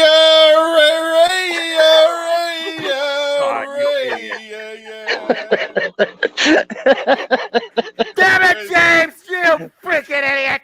Ray's winning. There we go. Can we go back to vintage talk wrestling? Get the Jeff Meacham face palm of the week. There you go. There you go. There you go. All right. JJ, I believe, also had his hand up. JJ is next, then Tim. Thank you, James. JJ, go ahead. Everybody else. I have nothing else to add. Because Dwayne basically once again said everything I was gonna say. I think Ray's gonna take this, build up to potential retirement at SummerSlam. Figure SummerSlam 2002 was Ray's pay-per-view debut in the WWF. SummerSlam 2023 may be his retirement. As cool as it would be to have that moment in Southern California, his home, this needs to be a best of 3 series. This can't just be a one and done. There's way too much on the line. We can then move to mask versus hair. Dom gets his hair cut. Then we can move to like mask versus career, something, There's way too much money to be made off of this to just throw it away after one match. So you definitely see backlash following WrestleMania for Dominic Mysterio. I gotcha. There you it's go. A fair take. Tim, go ahead and round this thing out. If you have any final thoughts before we move on. I think if this happens, it's not gonna be clear cut because if Judgment Day interferes, I think either Edge or anyone is gonna interfere because they're best friend of Ray. Edge always been there for Ray since Ray debuted. I think so. Since Randy Orton is supposed to be at WrestleMania, maybe he'll be there to help Ray against Judgment Day. Fair enough. We saw how deep this goes. It really all started with Edge and Rey Mysterio. Again, that Clash the Castle spot, we were like, oh, we finally did the turn there. Why it took so long and what came from it and how he's been rolling with this heat since. Real organic heat that has not been seen for quite a period of time in this industry for somebody. Pure hatred versus, oh, okay, I'm just going to boo this guy because we don't like him and we think he's cool. Dominic is probably one of the most hated, sons / members of the WWE among the WWE universe. So kudos to him. Jeff, go ahead. You start this thing off. We got one last spot, then we'll move on to our next match. Yeah, I was just going to mention that Emmanuel, I believe, said that Dominic has nobody. You forgot Damian Priest. He's not in a match. He can be a big factor in this match. So I see Damian Priest coming down with Dominic and playing a part in this win for Dominic. So when you said that he had nobody, I'm thinking to myself, wait a minute, Damian's not in a match.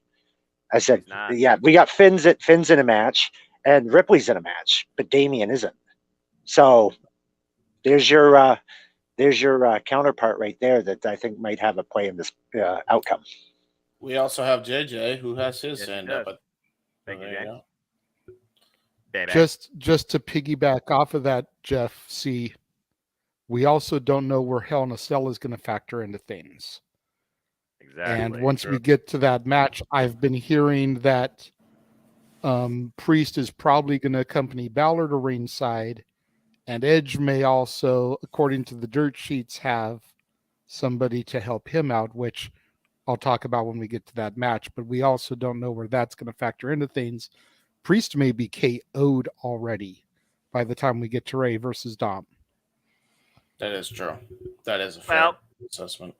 Again, we don't know the order of this card, but we know all members of Judgment Day except Damian Priest are involved in the match. I don't even know if Damian Priest is involved in the Dre. That's a whole different conversation. But funny enough, you do mention about that. You mentioned about Judgment Day. Let's talk about the final judgment between the Demon Finn Balor, now called out by the darkest version of Edge we haven't seen since the 90s, Brood.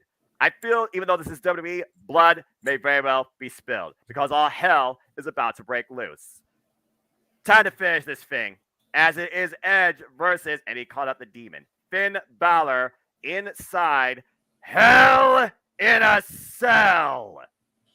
This is definitely your definition of final judgment. Dwayne, I selected you to go ahead and sell this match and kick things off, so the floor is yours, and I'm simply going to ask you this. Does Finn Balor find Edge guilty, or does Edge finally finish off his creation he started 1 year ago? I have 1,000 scenarios for how this could go, but I'm not going to take it. I'm going to just say this. I'm not going to spoil JJ's comment, but I know exactly who he's talking about. I just read it before we went on the air. We're just going to say Edge is going to kill what he started. Edge is winning. We're going to get Brood versus Demon. You know, Demon is no longer undefeated, so, you know, a loss ain't going to hurt him now. So I'm going with Edge to finally win this battle. All right. JJ, you're a guy that is all about long-term storytelling. You're a guy that's all about seeing if the sequel surpasses the opening. And I don't need to say anything. Hello, Fast and Furious. So, JJ, I'm sure you got a lot to say about this, especially when we think about, is this Edge's last WrestleMania? Is he finally putting it away and doing things his way, on his way to his own end? What's your thoughts, JJ? Well, I appreciate you, Dwayne, not spoiling since I just made that tease. But yeah, I just read a report prior to coming on the air that supposedly, if you believe the dirt sheets, I don't. Gangrel is either going to be seconding Edge to the ring or getting involved, since it's supposed to be a resurrection of the Brood Edge to face the Demon Balor. With Damian Priest supposedly seconding Finn, Edge needs somebody to have his back. And who better than Gangrel, the man who started Edge down the darkness all those years ago, to be the man to either second him, interfere and do a run-in, something, as far as this match goes. As far as Edge's final WrestleMania match, I think he's going to roll it over one more year until Mania 40. He did make his unofficial Mania debut at Mania 15 in Philly as part of the Brood descending from the rafters to help hang the big boss man. That could very well be the site of his farewell WrestleMania as well. All right. We got a lot of compelling thoughts here as we look at this narrative and how it works and what other parties could be involved and how that could affect the result. And again, will they go to the top of the cage? Are we going to get the Demon ascending from the top of the building like a gargoyle? Does Edge send Finn Balor straight to Dante's Inferno? That being said, James, you are next. Go ahead and give some thoughts. So, this is just what I want to point out. I believe that there will probably be some Brood now that JJ's mentioned it. That would be pretty cool, you know. But I just, you know, we're talking about Brood Edge, and I just kind of want to give this little statistic because I think Statboy would approve. If you recall, the last time Brood Edge was in a Hell in a Cell match, technically speaking, even though they didn't explicitly say it, was 2008 against The Undertaker. Everybody remember what happened to Brood Edge then? Oh, yeah. He got choke slammed to hell. That wasn't Brood Edge. That was rated R, you know, lost his damn mind, former world champion. Mick He hadn't gone full. Mick Foley reminding him who he was, though. because he hadn't gone full brood mode. He was just whacked out because La Familia had turned his back on him. It wasn't full on brood mode, to be fair. Fuck, then it's that boy disapproved. I don't know. I tried. Nice try. All right. Well, hey, I still like the way you were trying to bridge that together, considering it was the last time he was involved in the structure before it became red, and we did see him lose. Could he go out the same way in not a blaze of glory, but an inferno of infamy? Only time will tell. All right. Emmanuel, I saw you, so what you got to add to this? Please don't remind me of SummerSlam 2008. I actually thought Edge was dead. He was never coming back. I better recovering now, 2023, and see him in Hell in a Cell again. It was like, please don't die, Edge. Please don't die. Please be okay. But please be you came back after 11 years. Don't. But in reality, I think Finn Balor should win this. Because if he is going, demon mode, do you really want to come back in the Triple H era? Him losing again. I feel like for me, this is a great reset button for Demon Balor to come back, and whenever he has to go serious now, he could be a legit contender, probably back to the Universal title or WWE title. But maybe I'm wrong, but I feel like Balor should win this because he needs to push, and that's all I have to say. Yeah, fair enough. Fair point. Tim, what do you have to add to this? Since he become the Brood, would be cool if Christian came back, because Christian has been gone from AEW for a while. So it'd be cool if Edge and Christian came back, and Christian helped Edge win this match against Balor. I mean, he was put 6 feet under, so that'd be a weird way to reincarnate him out of nowhere. But I mean, not out of the realm of possibility. Never say never. All right, good old JM will be there live to see this spectacle and structure in person. So Jeff, I saved it for last because of that. What's in your mind? First of all, whether it's the Red Crater hate or not, the fact I get to see Hell in a Cell in person at WrestleMania is just blowing my mind. Let me just throw that out there now. Not trying to sound like NorCal journalists or whatever, but I do have it on very inside good authority that David Heath Gangrel will be at WrestleMania anyway. So that discussion that the dirt sheets are saying is actually through. He is going to be there. So don't be surprised if he's the second for Edge, especially with the Brood entrance being the possibility. As far as Christian, he's still under contract to AEW. I don't think that's going to be a thing. It'd be cool if he was part of the trio coming up through that fire pit, but I don't see it very likely happening. But David Heath Gangrel is going to be at WrestleMania.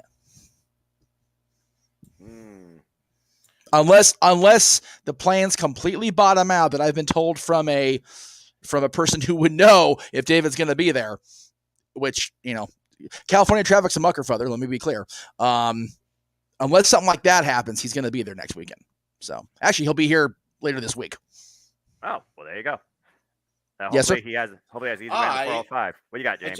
It just occurred to me. So if what you're saying is the possibility of Christian, Tim coming up with the Christian concept, what if they do allow him because they're also allowing Dustin? Did they work out a deal where they're gonna both be there? I haven't heard anything about Dustin being there. Is Dustin not going to be there? Really? I haven't heard that at all, actually. You would think he would be there if it's Cody's coronation, though. Well, just because he'll be there doesn't mean he's going to be on camera. I think they've specifically. I'll get in trouble with people that I can't get in trouble with. Not anybody within the company, my friends of mine. I can't but damn, I hate this shit. But yeah, David's been asked specifically to be there. Gotcha. Okay. So fair enough. If it's his coronation, James. That's a good point. Nothing is to be assumed. That is a big if. All right. Well, again, a lot of stories to unfold, and whether or not they're their final chapter or just a new saga waiting to happen, we'll see soon enough. But this one right here sounds to me, if you're doing the Hell in a Cell, it's got to be Final Judgment. It's got to be the end game. And when I think about who needs the win here, it's one of those things where I look at the history of the Red Crate of Hate and Edge inside it. More often, he has won. That's all I'm going to say about that. Except for Rollins, anybody? But I digress. All right. Now we're going to go ahead and cool things down, or maybe it might get hot in here for a different reason. And JJ, you're going to kick things off here with this one because I'm, of course, going to save our feature attraction for the guy who'll be there live to kick things off and give his version.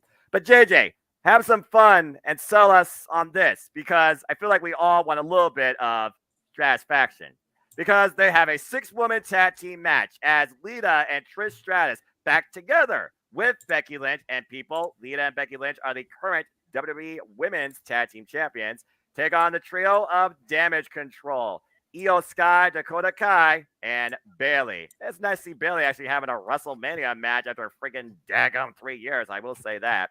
So this should be a fun 6-woman showcase, but I do wonder will more be set up from this versus a spectacle. I've heard the teasings. Considering I might be going to SummerSlam Live, yes, please. But JJ, you kick things off here. Your thoughts on this 6-woman tag? Who do you got? And could this lead to maybe a fallout on the Raw to Mania for one of these particular sides, if not both? See, that's what I'm wondering here because when we called SummerSlam last year and one by one Damage Control made their debuts. Mm-hmm. Me and you both sat here as well as Jeff and James and we're like, holy shit, things are about to get good. And then they didn't. Granted, Io and Dakota held the tag straps a couple times, but for as great of a role model as Bayley may be, she's done nothing. And I've sat here often during this run wondering, how long are you and Dakota going to sit there and allow themselves to carry the team? Mm-hmm. Bayley needs to lead by example, and she has failed at every turn, at every championship she's tried to get since becoming the de facto leader of Damage Control. And then I read the dirt sheets, the Alvarezes, the Meltzers, the Saps, and I read about the potential of a Trish heel turn and Trish versus Becky come SummerSlam. So what I'm wondering here going into this match, whether it's at Mania, at Raw after Mania, or even at Backlash, is if we get ourselves a little Austin Hart moment and Trish turns heel while Bayley turns face and Trish becomes the new leader of Damage Control. Huh. Somebody who is a tried and true heel, somebody who is known for leading champions, somebody who can deliver stratisfaction to 70,000 plus all at once. Including this guy live. Just a little something to think about, gentlemen. I'm going right now with Becky, Trish, and Lita to win the match. But I pose that little scenario for you in the weeks to come. It's a little something to think about. Of the ways I was thinking that fallout could happen at WrestleMania or the Raw after, that particular situation was not on my radar of butterfly effects. So I like that already because that went way beyond my thinking. So that being said, the floor is now open. Who would like to offer a rebuttal first upon that? Emmanuel, I see you, so I recognize you first. Go ahead. Yeah, I'm not sure where the rumors Trish Stratus going heel because unless that backstage brawl taking her out was just a charade. I won't think much of it because unless if she's ready to being a mom and start going on the road. She needs to be on the road a lot to be managing or with Damage Control. I just feel like Damage Control is like so hurt and like it needs help.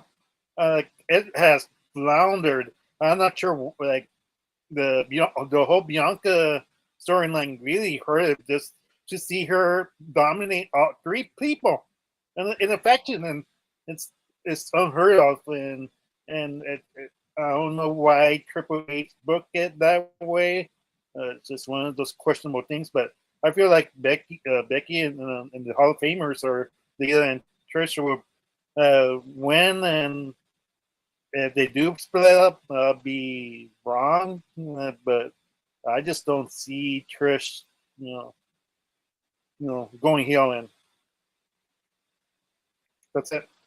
Fair enough. I mean, I think at one point I made the joke about WrestleMania 20. Remember what happened in that match over Canadian dollars? She slapped one person and left with the other. So, again, I don't see that scenario exactly happening here, even though California is Bizarro land in a certain part of it, but that's a whole different story for another day. Just saying. I was going to say, no, if we're recreating that, who does Trish get to make out with? I'm not fancy booking that, all right? But I do like Emmanuel's thoughts about Io and Dakota.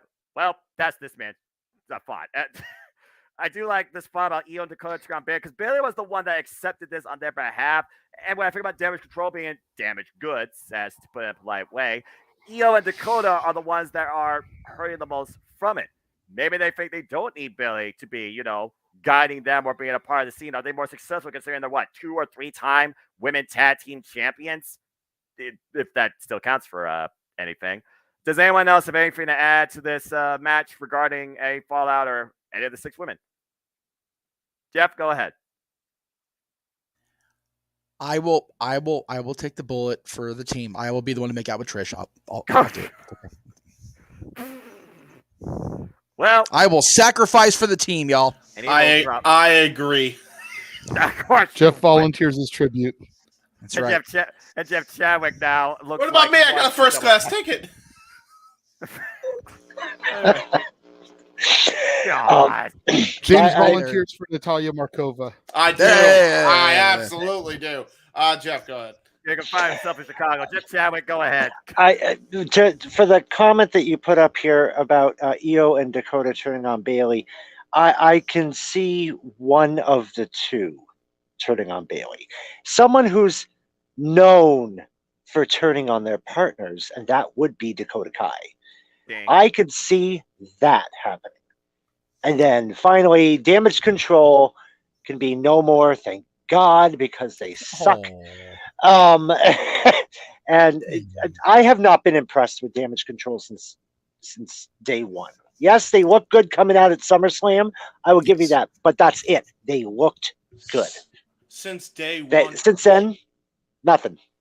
They have not impressed me. Bayley's been nothing since then, and they held the tag team titles twice. Big whoop. It's a hot potato title. Big whoop. That doesn't impress me. So I see if anyone's going to turn, it's going. Much. I was actually thinking that too. But if anyone's going to turn, it's got to be Dakota, because we all know what happened in NXT at War Games when Dakota turned on Tegan Nox. Oh yeah.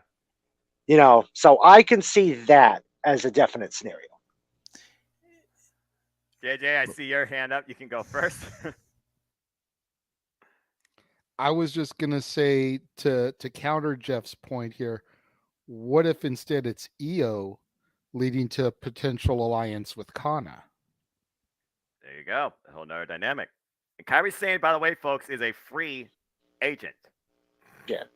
And you were mentioning that earlier with the Kabuki Warrior. Someone was mentioning the Kabuki Warriors earlier. That would be you, yeah. That guy. And I can definitely see that.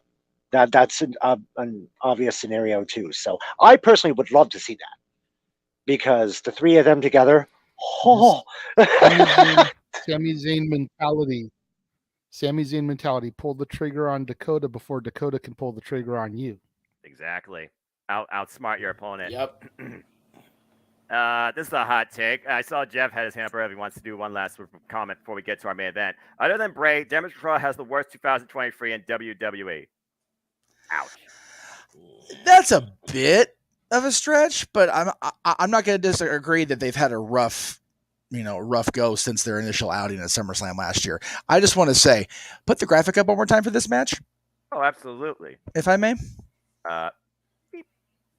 I think Dakota's going to turn because they gave her a graphic where she's freaking pink eye. Like she's all pissed off at the world right now because she's sick with pink eye. She's winking. No, that's just her winking. She's winking at the camera. That's a weird wink. That's not even a people's eyebrow. I can't even make the haha without a. Oh, God. Okay. Anyway, carry on. I don't. Killing me, Smalls. I'm not Smalls. I'm pretty big, bro. Yeah. I just want to say one thing real quick to the deal in the chat. Go ahead. I see your Bray, but I raise you 2 words, good sir. Mustafa Ali. Right. You're welcome. And with that, I fold. JJ wins. Wait, hold on. I got one too. Mustafa Ali in 2020, Mustafa Ali in 2021, Mustafa Ali in 2022, yeah, Ali in 2023. That's the point. Mustafa Ali probably in 2024. Are you ready for this? They're booking him like shit. I can't stand right? It's out of control. It's a big announcement. Mustafa Ali, he's still around. Even Mustafa's biggest thorn right now in WWE, Dolph Ziggler, has a gig on Wednesday, just not on TV, but with us at the Comedy Store, so there's that. I mean, also Dolph Ziggler is a former world champion, so there's that. Yes. Mustafa Ali hasn't had a single title since the cruiserweight champion. I think. No, I think he lost that. Ali is in the Dre. We'll leave that there. There you go, folks. Good night, everybody. That being said, Tim, before we move on, what you got to add to this 6-woman tag? I think if Io turns on Bailey's team, whatever you want to call it, the Damage Control or Worst Control, whatever you want to call it, I think she's seen Asuka and go for the tag team titles if Asuka loses. Or Asuka becomes double champ. Why not? Give Asuka all the gold. I advocate for a name change that if they stay around, they should be called Damaged No Control, because they have no control and they're pretty damaged. Yeah, I don't think that fits across the digital banner. I got one better for you, James. If they stick around as a team, they call themselves Damaged Goods. Damaged Goods. Hey, that's literally. That's pretty good. What about you, Jeff? What you got? But I think I can trump that one. Oh, boy. You want to call it Control the way it's spelled, right? Control, Alt, Delete. See ya. Burn!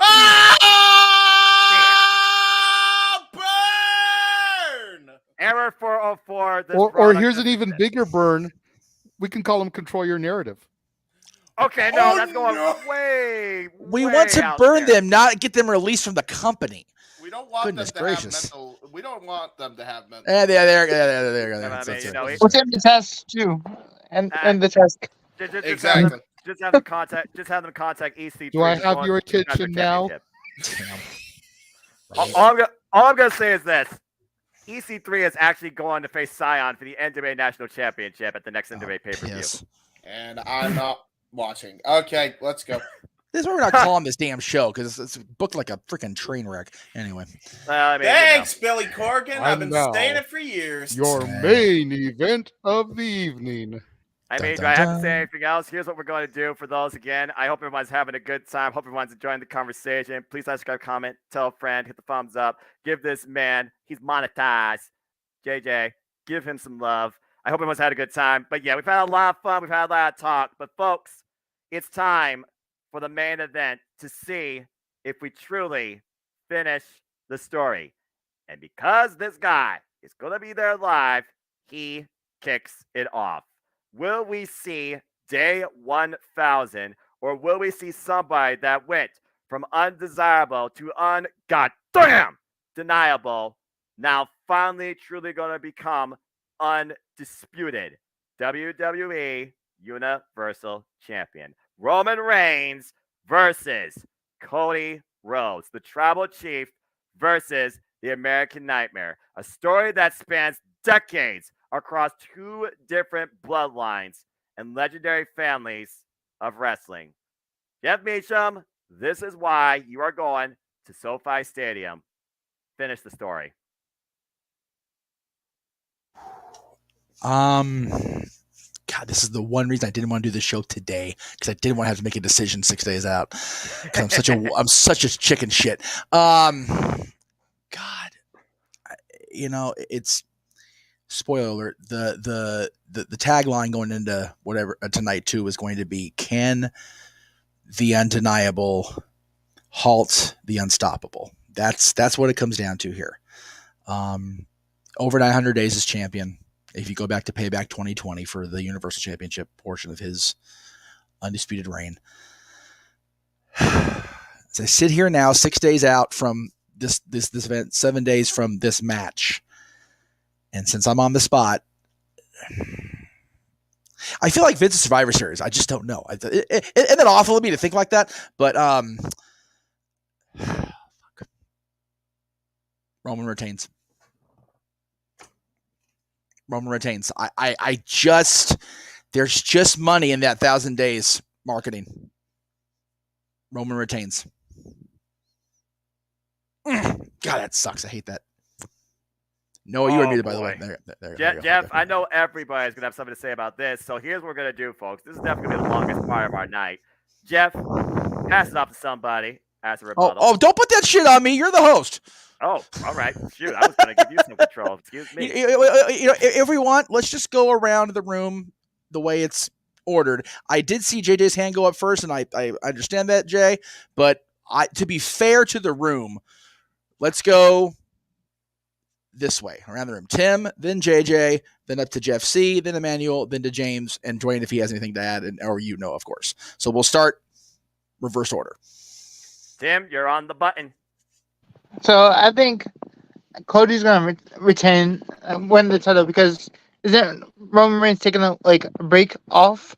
So I think Cody should win the title because Roman Reigns is taking a break. Isn't he supposed to take a break for a while? So I think he should win the title from Reigns. All right. A comment. We got one for Roman. We got one for Cody. JJ, we're calling this thing, man. You're on the button. I know. Okay, so to take a quote from another Jeff Meacham T. See, here's the thing. Ding.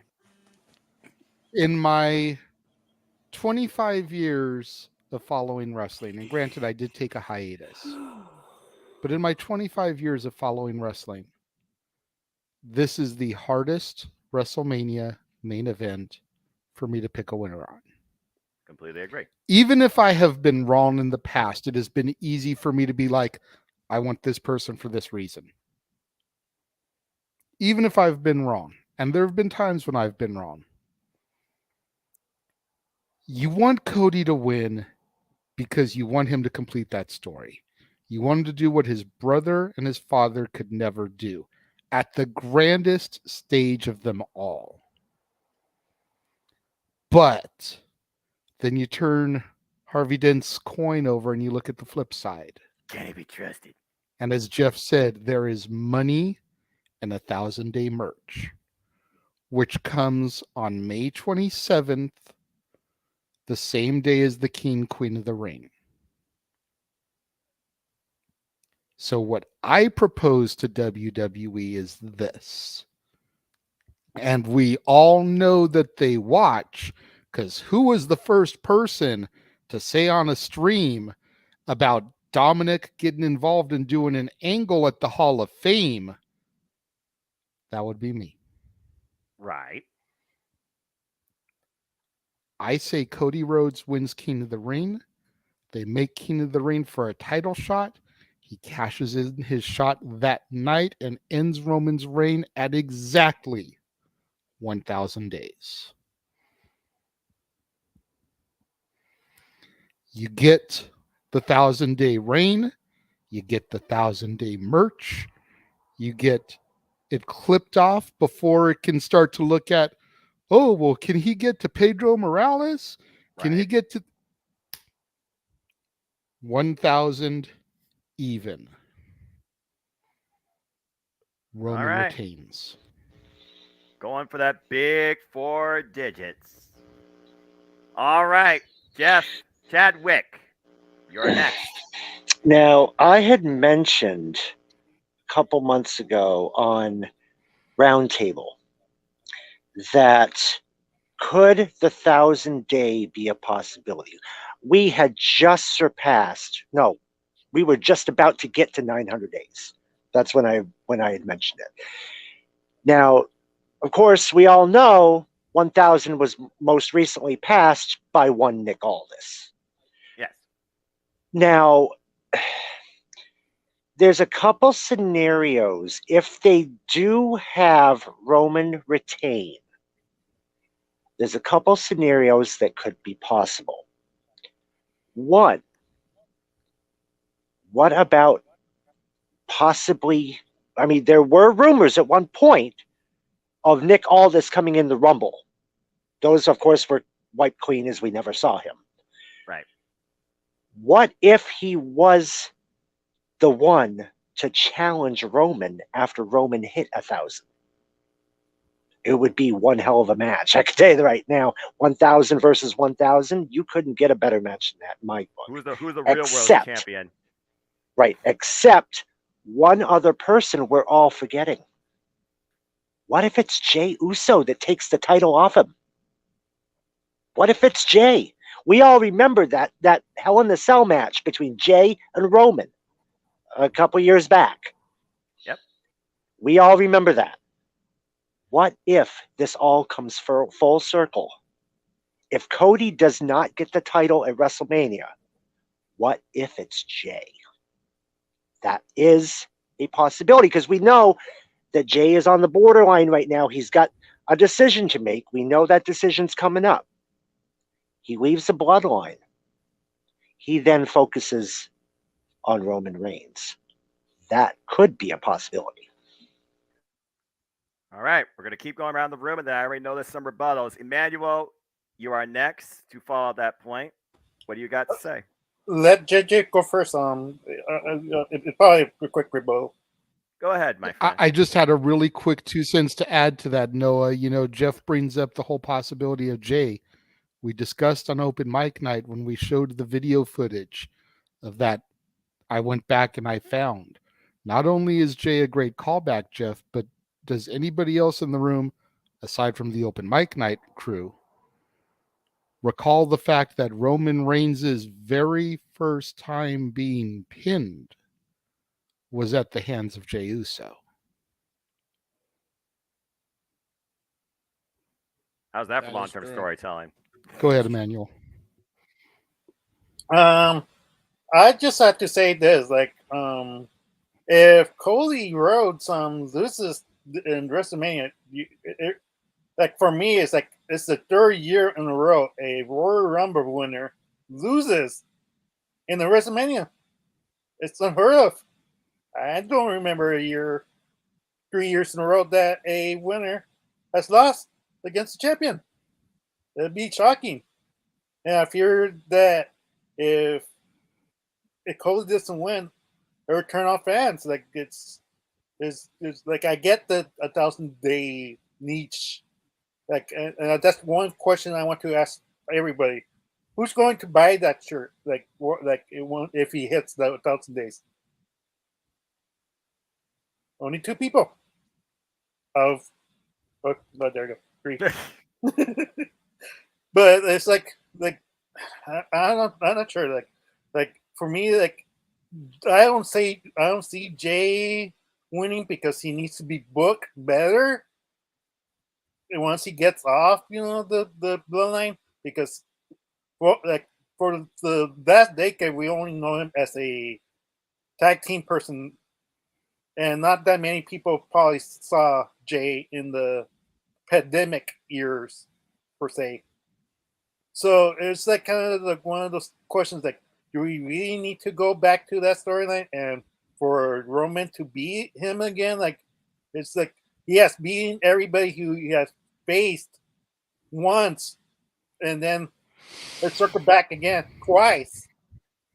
Do we really want to see Jey lose the second time? I'm not sure, but for me, like it's obvious Cody needs to win. Let Roman take the vacation, lose one of the titles, and maybe give Jey the second title, because they need to split those titles up and find a way, because a lot of people want the split titles and don't want to see one champion. But who knows at this point? I feel like it's more for fans to be happy in the end and have Cody to win. All right. James, the ball is now in your court. Kate Reyes says WrestleMania has a storybook ending right in front of us here. He believes that Cody's going to win at Mania. It's been pretty split amongst the panel. James, where do you stand in all this? Considering, again, you've already kind of ousted what you recognize the bloodline may have always been or what it has become. Will that be exposed at WrestleMania? Go ahead and give us your take on the story. Yes, for those who don't know, what I've called them, they have been run like a cult first and a family second. That's how they've been building that on TV. I think at the end of the day, somehow, some way, they're gonna give it to Cody. I think they're gonna give the moment here. That crowd is gonna be way, way too loud. Everybody thought it was loud. I mean, I'm sure it will not be as loud because it's a stadium, but you get what I mean. Like, you thought the crowd was loud at Sammy's match. I'm telling you, man, you wait until that night in SoFi.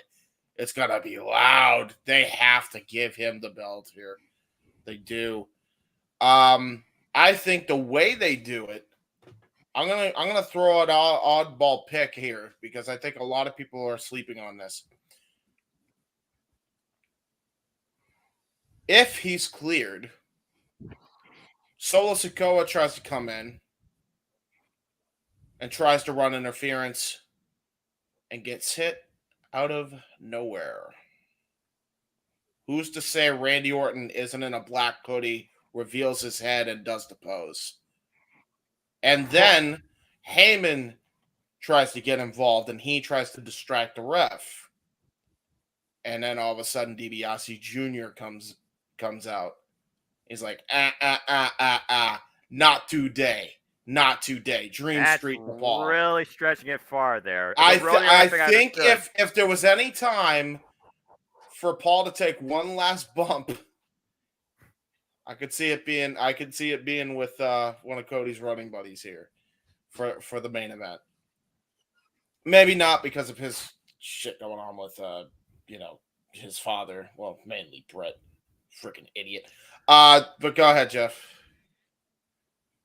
Go. Mute yourself. My bad. Yeah, that's all past. Junior has no desire to come back, and like not even a twinkling in his eye. I think for a one-off he would. For this, I think. Well, no, it's. But where's the money in it? Like, and again, I'm not saying that that's his motivation. Where's the motivation for Hunter to bring him back? Granted, they've told the story with Orton and Cody, and yes, the Bloodline took out Randy Orton. So that I'm with you 100%. When you talked about DiBiase, I was like, oh, okay, wait a minute, he hit a wall. It just there's no long-term money in bringing DiBiase Jr. back for a one-off. If it was going to lead somewhere, like another backlash scenario with Legacy against the Bloodline or whatever, which if Junior was down for returning, that would be a thing. But the DiBiases have no interest, especially Junior. He left the business on purpose. He needed to get out.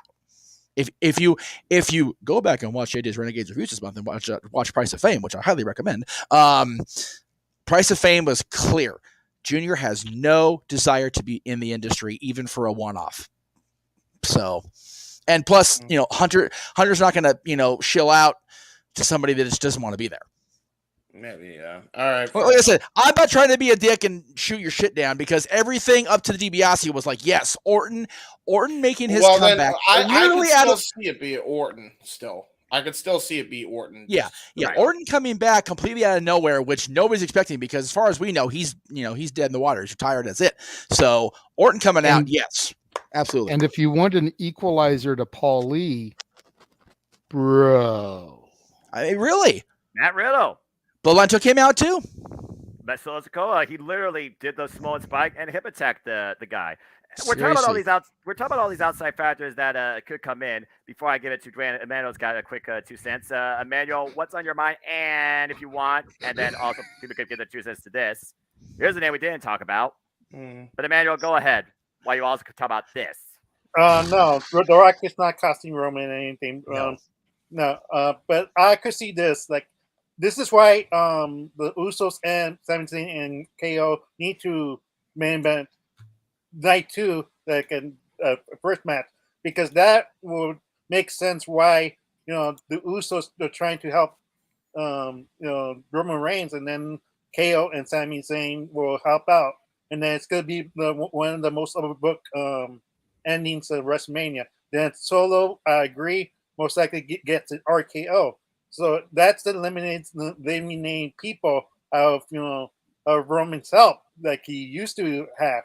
So it will make sense for Cody to actually win that night, because if you eliminate all the help of Roman Reigns he had been having from pay-per-views, like if not now, when?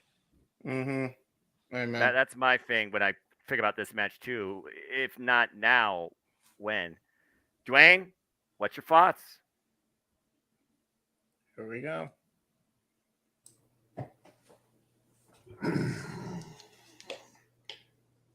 Oh, he's gonna talk to him. That's it. Let me talk to you. Let me talk to you. Yeah. Let me talk to you. Yeah. Oh, everybody on mute. Yeah. We got to do Yeah. this. We gotta do Yeah. this. Damn Yeah. Friday Night Night is not booked for this show, but I digress. All right. Back on topic. Dwayne, the floor is yours. Guys, I have been sitting here taking all this in. And I'm going to tell you right now, if I was a gambling man, every one of your stories would make me want to change my bet. So, this is also another match that I'm not going to be upset who wins or who loses. So, I'm going to be the non-gambler that I am, going to put all my chips on the table.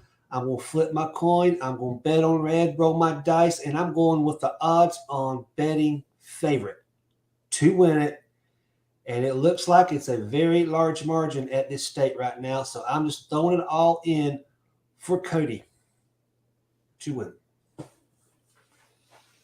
Finish the story. Cody Rhodes finishes his story. What other stories get finished? Jey Uso, Roman Reigns, Paul Heyman becomes an advocate.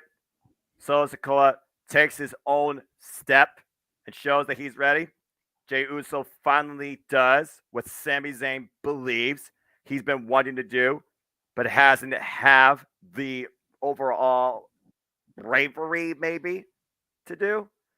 There's so much that can come ahead at WrestleMania in Cody Rhodes winning and also in Roman Reigns retaining. But I think about who has more to their story afterwards, and I go back to that promo literally just this week.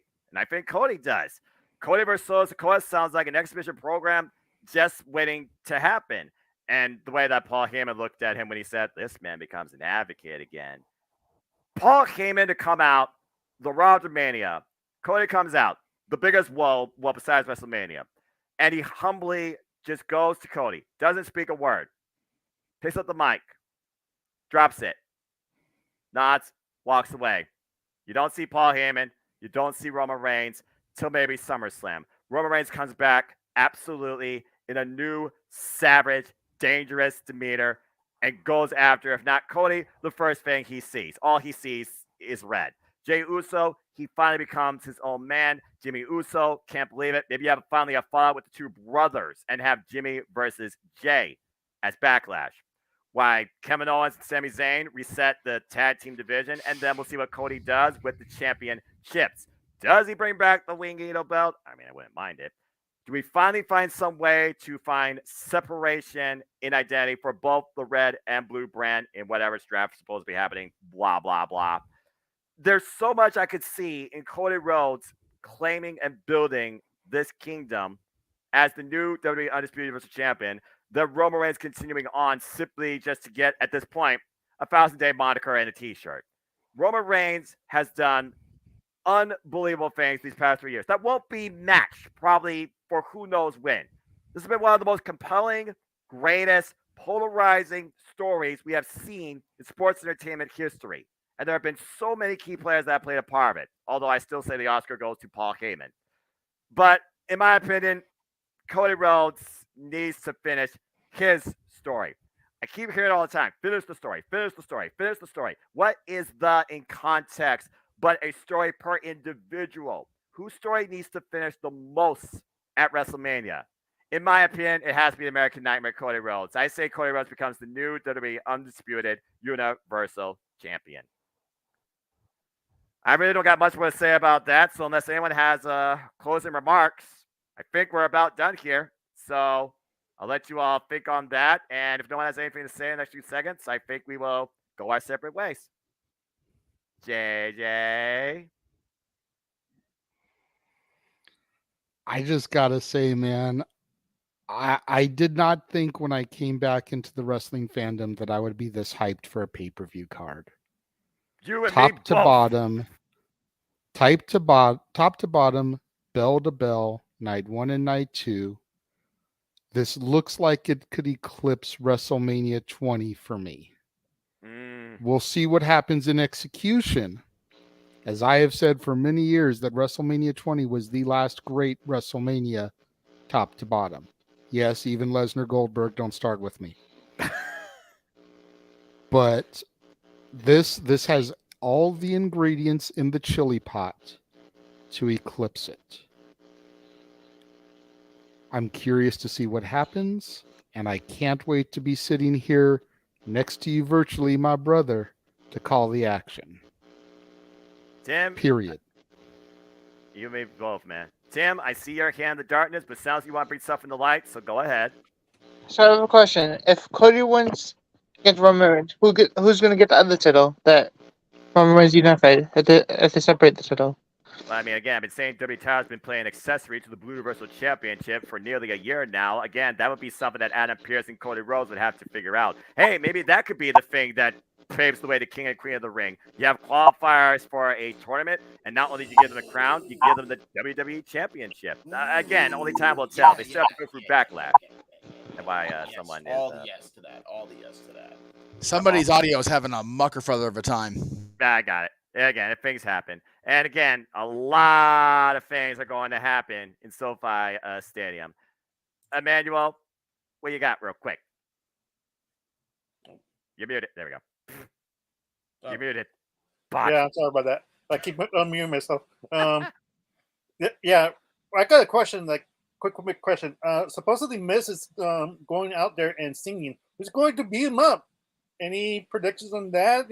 That you think might happen? Because I think someone's going to beat up Miz doing its segment.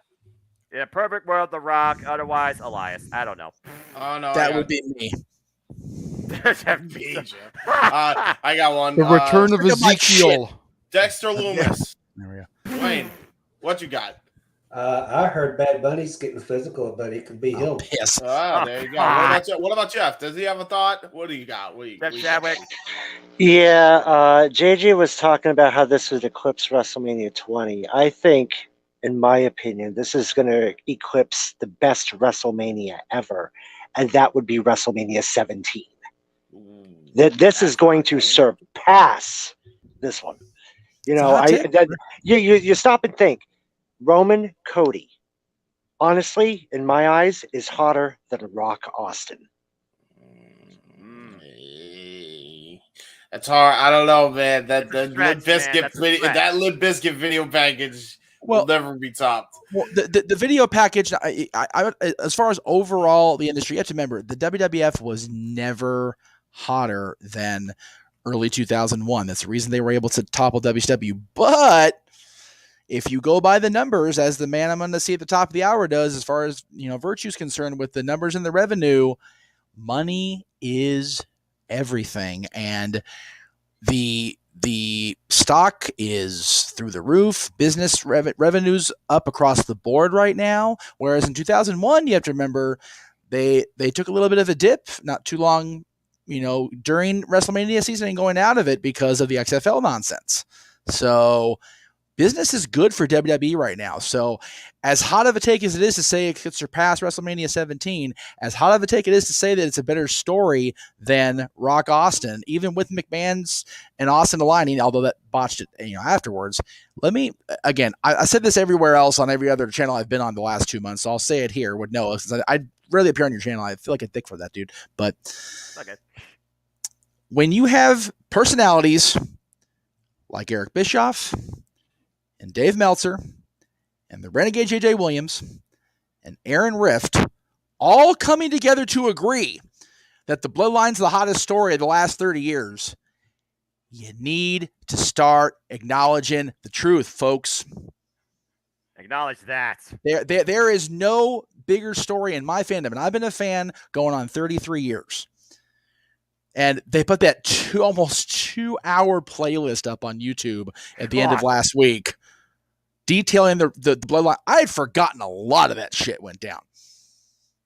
And because it's been so compelling, and unlike the NWO, which is what Bischoff was talking about in comparison, there is a very, very strong possibility that this has a finite, determined finish to it. And if it does that, it's the greatest story ever told in wrestling, not named Undertaker Kane. There you go. Simple as that. Well, again, WrestleMania goes Hollywood awaits, and stories are yet to be foretold. But one thing's for sure, a lot's going to be finished, and this truly is one WrestleMania to be excited for. Top to bottom. I cannot wait for this event, and I cannot wait to call this JJ, and I also cannot wait to see how everybody does the predictions, because I guarantee you this is going to be polarizing, to say the least. Probably even more than now after Raw Go Home. The SmackDown Go Home, who wants the Dre? I mean, no one needs it. Who wants the Dre at this point? It's like, yeah, Meacham. When is our absolute deadline to change picks? I'm just going off last year because Aaron Riv has not made it official. But it wouldn't surprise me if he tries to say midnight Friday night. Okay, because the whole thing with Cody and Roman is renting space in my head that I had to make a pick today. I'm just throwing it out there. Yeah, exactly. And you're going to be there live. and I'm going to spend the next 5 days going, oh shit. So, okay. It's just hyperventilating. Well, either way, we still got time to think on it, and that's what's crazy about this too. Proverbial point, get on your way, get your snacks, get in your vehicle, get your TV room together, because WrestleMania Goes Hollywood is here. It is literally less than 6 days. So, that being said, good Lord Almighty. And Hassan, thank you for stopping by. And thank you, everybody that was here on demand or live. I hope everyone had an incredible time for what was definitely the most loaded, simply predicting I've ever done in the history of my YouTube creative career since October 2018. Yeah, so we know that 8 people's the limit, by the way. Apparently. Well, technology. It's supposed to be 10, but technology is a thing, so yeah. StreamYard needs to work on that until it's not. Well, yeah. Okay. There you go. Anyhow. To be fair, a bunch of people have been having weather issues lately. That could have been a right. factor Yes. too that we were unaware of. Yes, that's very true. Especially where Jerry and where Jerry is and where Mark is. Yeah, exactly. So. Yeah, God bless those two. Mark Ritter, Jerry Slaughter, we'll definitely talk more later. I definitely hope to get more thoughts from you. If I have to, I'll try and do some separate exclusives, one-on-one discussions with you too, because I know other people want to be a part of this. But again, as I always say, prayers for passions. But I knew I had to hit this before the week actually began. And I'm so glad I did. And I hope you all are glad that you did too. Thank you all so much for being a part of Simply Predicting. So before we conclude, let's go ahead, get a last let's freaking go from each of you, and where can people connect and find you? Tim, I'll start with you. Again, always a pleasure. Appreciate your simple insight. Where can people connect with you? I'm in every prediction league, especially the Meltdown. Basically, every prediction league in, like, whatever.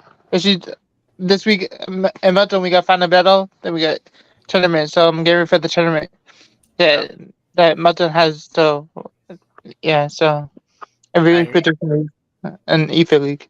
Out there. Before we get to the next person, we need a fuck yeah. Noah said so. I didn't say that. Is He Chubb. did. I said, let's Oh wait, freaking no. go.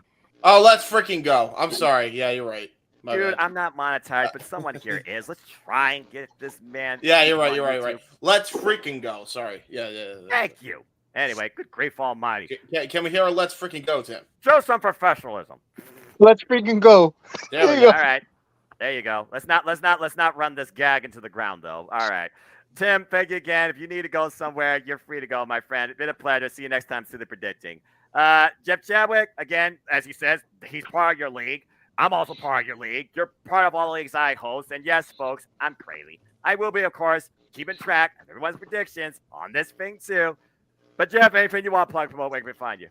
Jeff Chadwick. Well, Tim was just mentioning Final Battle. That's coming up this weekend. This is the final week in the Meltdown Prediction League, and then we start brackets. And your man right up there in the upper right-hand corner, Mr. Noah Foster, the simple man himself, the #1 seed on Fury by 5 points between him and Mark Griffith. That's how close it was, guys.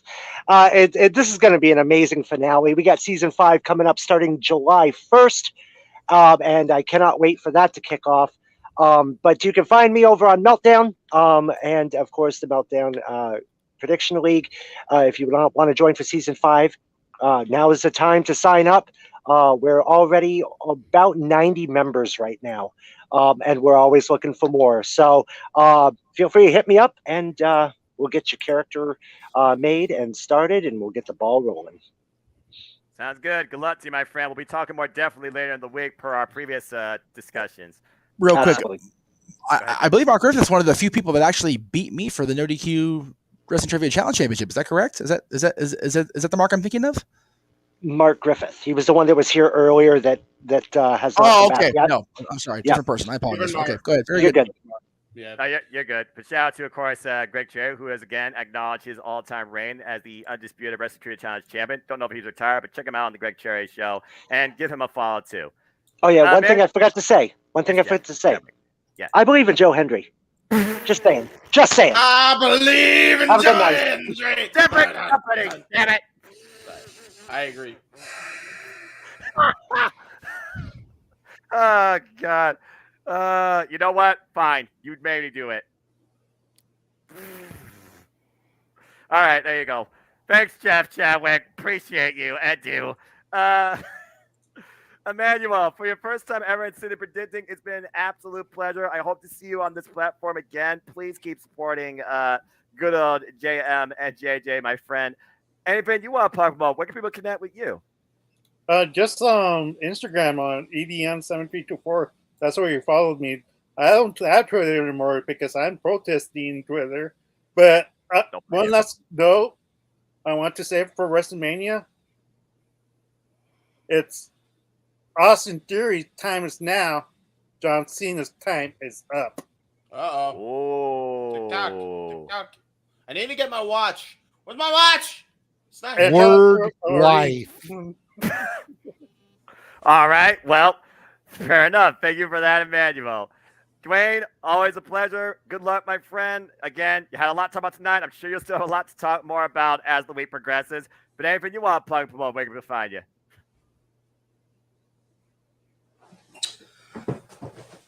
I don't believe in Joe Henry. Hey! I just had to do it one time, guys. You and me both, Dwayne. Blasphemy! Blasphemy! I Blasphemy! I say. It's motivational. How can you not be motivated, Dwayne? Come on. I'm motivated enough right now over all this. Believe me. I'm going to say it has been probably one of the most funnest prediction shows that I think I have done in a very long time. Thanks again, guys. Lots of memories here. I just can't wait to see Mania. I'm ready for it. So, follow me on Twitter, Florida Gator Fan. You can also follow me on Facebook. Anytime, any place. Anybody that just wants to sit and talk about wrestling, find me. There you go. Always down for a combo. There we go. That's how you connect positive in an internet wrestling community. Shout out to the Cleveland Colin Andrew. Follow him, folks. No DQ, Cleveland Colin Andrew. Good to see you, brother. We need to get these some prime cuts. You need to bring that forward here on Simply Predicting. You need to join in the fun and the shenanigans and the festivities. Yeah, prime cuts on Simply Predicting is a hell of a show, actually. Yeah, it'll be sponsored by him. Shenanigans by the shirt. Well, I mean, you're wearing a shirt again. I don't market myself, but JJ, again, man, you and I. Belly slicer starts cutting salami. Hey, why not? Better than cutting cheese. Anyway, oh brother, and also Colin just confirmed that his Twitter account is actually GONE. Oh no! Oh no! Find him on YouTube, find him on Facebook, and say yes to No DQ. As No DQ Review is also here shortly too. Yeah, I did it. That being said, JJ, again, man, just a few days, you and I. But first, we will stand and deliver. But before then, Evan, you want to plug him over, where can people find you? Well, you can always find me on Twitter at ROWJJ Williams, Instagram, the Renegade JJ Williams. If you haven't already, subscribe, like the Casa D18 Studios YouTube channel. Thank you once again to everybody in the multiverse for helping me get monetized. Thank you again to all the fans out there that have helped me get monetized. A huge thank you to both Dwayne and Emmanuel for all the donations they've been throwing my way lately. You guys are godsends. I appreciate both of you immensely. Jeff, Tim, great chatting with you guys again. And man, before we have WrestleMania, Noah, before we even get to stand and deliver, we've got Multiverse United on Thursday that you and James are calling. We got Supercard of Honor on Friday that you guys are calling. And we've got the Hall of Fame on Friday, immediately following Supercard of Honor, that all four of us, myself, Jeff Meacham, James Hebert, and Noah Foster, will all be providing our thoughts as the event happens and transpires Friday evening. And then we get to the Super Bowl of professional wrestling. We get the Pro Bowl to kick things off, Stand and Deliver by NXT, and then we get the Super Bowl immediately following. God, you know, good shout. Good shout. I've been telling my fam here that doesn't get it. I was like, man, this is Game 7 of the World Series. This is the NBA Finals. This is Game 7 of the Stanley Cup. This is the Super Bowl. This is the World Cup soccer, all rolled into one, man. This is our biggest event of the year. And for the first time since WrestleMania 21, all eyes are on Hollywood, California. One man in this room will actually be there live and in person. I'm not saying no names, but his name rhymes with Hef Cheecham. Why does it sound like some character from freaking Hangover? Hey, Mitch, check buy your truck. But I digress. Buy the t-shirt. Thank you, Noah, for hosting me. It's always a pleasure. And last but certainly not least, the man whose name proverbially is always on the marquee, and the reason that I exist in this realm of the Jeff Meacham Multiverse of Mia that has now become a reality. The guy that will be there live and is still thinking on everything. Jeff motherfucking, there I said it, Meacham. Where can people connect and find you? And go ahead and run down your WrestleMania Week 2. Just going to throw this up there first, because this is the team that's going to be calling the action for me, and I appreciate the hell out of you guys. I've so stoned in that picture. Yeah, we was tired doing that shit, so it is what it is. And I don't even smoke. I know, that's the funniest part. So, again, you know, we're calling all the action. I'm looking forward to it. We've been talking about it for weeks. I'll plug it a hell of a lot more at the top of the hour, actually the bottom of the next hour, because we're probably going to go more than an hour on the Nerdy Review. God help me today. But what I wanted to come up here actually is come up here and thank people I don't get to thank very often. And that's my parents. And I say that because everybody knows about me going to this. That's been, you know, put out there in the ether, if you will. But today, I got the authorization to get a very unique prop to take along with me for this photo op. Undertaker urn! The very last version of the urn that Paul walked to the ring with on WWE television. The version of the urn that Punk chose to do his thing with in the storyline. That will be going with me Saturday afternoon for the picture with The Undertaker. Wow. So I Are am you going to have him sign it? So here's my thought process. Since I'm not gonna try to out myself on the air and get myself in more trouble than I already am, but here's the thing: buy the shirt. Here's the thing: buy the shirt. So I was told by the authorizing authority on that to take care of it so we can send it back to Amazon after, so we don't have to worry about keeping it and get a refund or whatever. I may accidentally have somebody sign it, so I can just pay it off later. There you go. But autographs cost more. So I will be able to do that officially. And I ain't gonna let Fighterman know what I'm doing, although I am, because I'm in front of the world right now. But if he happens to grab it and wants to sign it, I'm not telling the Undertaker no. I'm already trying to avoid the trouble with him as it is, thanks to yo ass this week, JJ. So I'm not even. Your ass to this week from in a blast from the past. Well, right. That's what I'm saying. There's gonna be enough of me tiptoeing around the dead man as it is. I ain't gonna have him chokes on me for getting in trouble with Fighterman Sports. I'm good. Through the dead man. Interesting prop and urn. Did you bring that for Renegade's ashes? As a matter of fact, I did, but you got to sign it at least for me first. Yeah, I swear to God, that's a fair trade-off. Like, can he at least finish can he at least finish the broadcast for all night? If I do not see the Renegade's ashes in this urn, you will dine with the hounds of hell. That's right. It's like you're pushing. pushing. Hold on, player. Anyway, continue, Jeff. Oh, Jesus. For allowing that to air on Tuesday or Thursday, you have to go one-on-one with Anyway. It's all over. It's all over. It's all over. Emmanuel, quickly, we see your hand, brother. Go. Just like Stone Cold, if he gets your beer, even if you're not a beer drinker, you better drink that beer. No, it's gonna stun your butt. Seriously, if I wasn't bringing it in, I'd bring a bottle of Jack as the prop, just because I know that'll get him to pop for sure. So yeah. Anyway, thank you all again. I just want to thank my parents for allowing me to get that very pricey prop. Let me be clear, it's a real urn. It's a real thing. So that is awesome. Yeah, but I saw it and I'm like, I know I've seen that on sale before. So I was like, I found it and I'm like, okay, I can't have the one I posed with when we were doing the tribute to Percy at Hollywood Wrestling. It's like, okay, this is the next best thing. So. Well, anyway, thank you, my parents. Thank you to everybody involved. Thank you for getting JJ monetized. God, that's so fucking cool. And thank you all to everybody that's allowed me to do this the last 20 years and especially the last 3. I've been back and let's friggin' go. 6 days. Time cannot move 5. enough. 5. Yeah. 5. If you get, 5. I was going to say, yeah. By the way, you said real quick. You said last but not least. What the hell am I? Chopped liver? Like yes. No.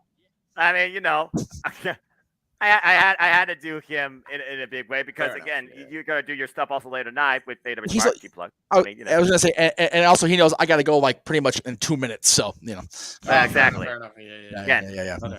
Hey, fair enough. I had to let the star of the week get his stuff out there.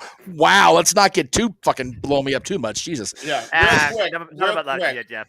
Before so Jeff, James, what's my mind? Before Jeff goes, I just want to announce to everybody here, and I announced it on Open Mic Night last night. On my channel, specifically, FTW Productions Watch Party, WrestleMania Go Home Raw is a go. We're going to be doing a live reaction watch along. If you are in my Discord server already, you are invited to go. If you are on a group chat that I am involved in and we happen to be in the same group chat, shoot me a message, DM me on Facebook, Twitter, Instagram, wherever. I will send you a link right to that Discord. You can join in the festivities. And that's pretty much all I needed Jeff for because he's allowed to be on anytime on my channel as he was a few years ago when we started Open Mic Night because of a NXT team view. So there you go. Throwback. The only reason I wouldn't be is because I will be in transit for the majority of tomorrow. So fair enough. Yeah. God, good luck in the California traffic line. Anything else you got, James?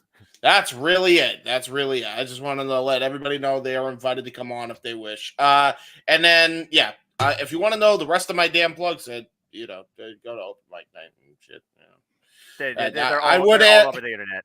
I would air my actual video but the problem is that's somewhat outdated, and I'm actually going to have a video created before I go live with AEW Spark tonight. So there you go. Oh, good deal. And again, have fun with that whenever you do it, because I know you still have content to watch. So yeah, I might honestly, I might do it tomorrow. At this point, who knows? I might do it after WWE Aftershock. But JJ, go ahead. What's up, JJ? I just wanted to show one more thing because I thought Jeff was going to show it and he didn't. Make sure you guys tune in on Tuesday as the ladies of the Multiverse of Media do their predictions for WrestleMania, hosted by the Simple Man up in the corner. He's going to be welcoming Dory Lou, my girlfriend Cece, and potentially my daughter Natalie, and hosting a roundtable as the women give their thoughts of what's going to be on WrestleMania as well. And I assure you, folks, I will definitely be the center of that multiverse. There you go. Well, you are the center right now, so there you go. I just realized that I could move these, but hey, it don't matter. But again, great job, everybody. I hope everybody had an incredible time. I hope everybody who watched this enjoyed the conversation. Had an incredible time too. And again, folks, we are here. Let's freaking go. It is no longer a suspension. We have arrived to that week. It's the final mile. We are literally on the verge of WrestleMania. Goes Hollywood. WrestleMania Let's 39. fucking go. WrestleMania 39. Numbers still matter. Damn it. Roman numerals or metrics. I don't care. But I digress. But if people do want to know actually more about me, know this. For I am just a simple man and a lifelong fan of professional wrestling. Damn it. Buy the shirt. JJ did. Don't market me. But I digress. So finally on the Twitter. Wait, I have a genius idea. Can we get a Don't Market Me shirt, please? That's brilliant. That's brilliant. Oh, God. Just put Simple on a shirt and just put it like that. I don't know. Anyway, find me on the Twitter, Instagram, and YouTube at Foster1916 for all things wrestling. Shout out, of course, the entire ATW family on the Twitter. Whether or not we do an ATW review this week remains to be seen, but you can look at the entire playlist on my Simple YouTube channel. And yes, folks, there are leagues for all the major shows discussed, not just here, not just yesterday, not before, but also going to be discussed even more. We have the Multiverse United that will kick things off, of course, Thursday night, 8 p.m. Pacific time, to make sure I get my time zones right. 11 p.m. Standard Time. And yes, me and James, if he's still kind enough, will be on the call. We also did a preview of it yesterday, me and Christopher Rods. We also will be covering Ring of Honor, Supercard of Honor. Here are the matches known, more to be added. That'll be covered by me and James on Friday. Start time, of course, is also 6 p.m. Eastern Standard Time. And then, of course, the weekend, me and JJ will stand and deliver ahead of WrestleMania Night 1, going into, of course, WrestleMania Night 2. There'll be some exclusive Simple preview panels with my Horseman of predictions throughout the weekend as well. So stay tuned for more on that. And WWE is crazy. It went so private. They add one more daggum match to this freaking massive marquee of a card. As James and JJ alluded to, again, I'll be hosting the Women of the Multiverse on Tuesday night, 10 p.m. Eastern Standard Time. I'll be part of the NoDQ official WrestleMania panels Tuesday night, 7 p.m. Standard Time, and Thursday night, 8 p.m. Standard Time for Night 1 and Night 2, respectfully. And that's when I will actually put the forums out and make them official. But the prototype, folks, because I never rest, is actually in the works. So stay tuned for more on that. And of course, after WrestleMania concludes, and with Open Mind that will also coincide in between that time too, we'll be back to bring you the aftermath as we cover the Raw Aftermania. And if me and JJ still have a voice, the following Tuesday night, WrestleMania Goes Hollywood, Simple Take. That's all that's coming up and so much more within just the next week and a half, too. But as always, I'd like to conclude. There are no winners, no losers, no betters. Just fans with opinions for this passion we all share. At the end of the day, folks, support one another, respect each other, protect your mentality, too. Treasure your families, and just enjoy life and enjoy professional wrestling. Damn it, it's as simple as that. But with that being said, thank you so much once again for tuning into another edition of City Predicting. Please like, subscribe, comment, tell a friend, give it a thumbs up. Give this man some love. He's not monetized, if you will. Hit the bell notification goes live on demand on any of these channels. You want to be a part of the conversation predicting? Reach out to me on social media. We love to have your voice. Even if your camera's shy, it's all right. All that matters is you bring your fandom in a kind way to professional wrestling. For Mark Ribbon, for Jerry of 1,000 Names, for Tim, for JJ, for Jeff Mother effing Beecham, for Emmanuel, hell of a debut, for Jeff Chadwick, for Dwayne Atkinson, and for, he's different, James Hebert, for anybody who's a fan of professional wrestling, sports entertainment, for anybody that's been a part of the conversation, Ryan, Colin, Hassan, Cape, everybody, you know the deal. Thank you, by the way, for your engagement. I hope you all enjoyed your first taste of excitement and preview and discussion for WrestleMania Goes Hollywood and everything that's ahead this week in what truly is the week of madness in March for the professional wrestling industry. So until next time, if you still are awake, go check out the No DQ review and say yes to No DQ. And I think now I will bid you all a fine adieu. So make a positive impact in life and have a good night. Gentlemen, thank you so much, and let's freaking go for WrestleMania! Mania party in 3, 2, 1!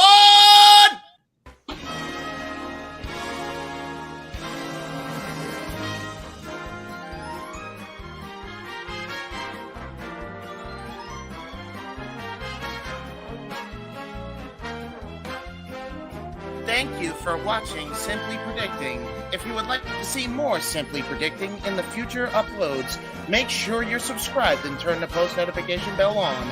And make sure you subscribe and check out other Simply Predicting YouTube videos. See you all next time.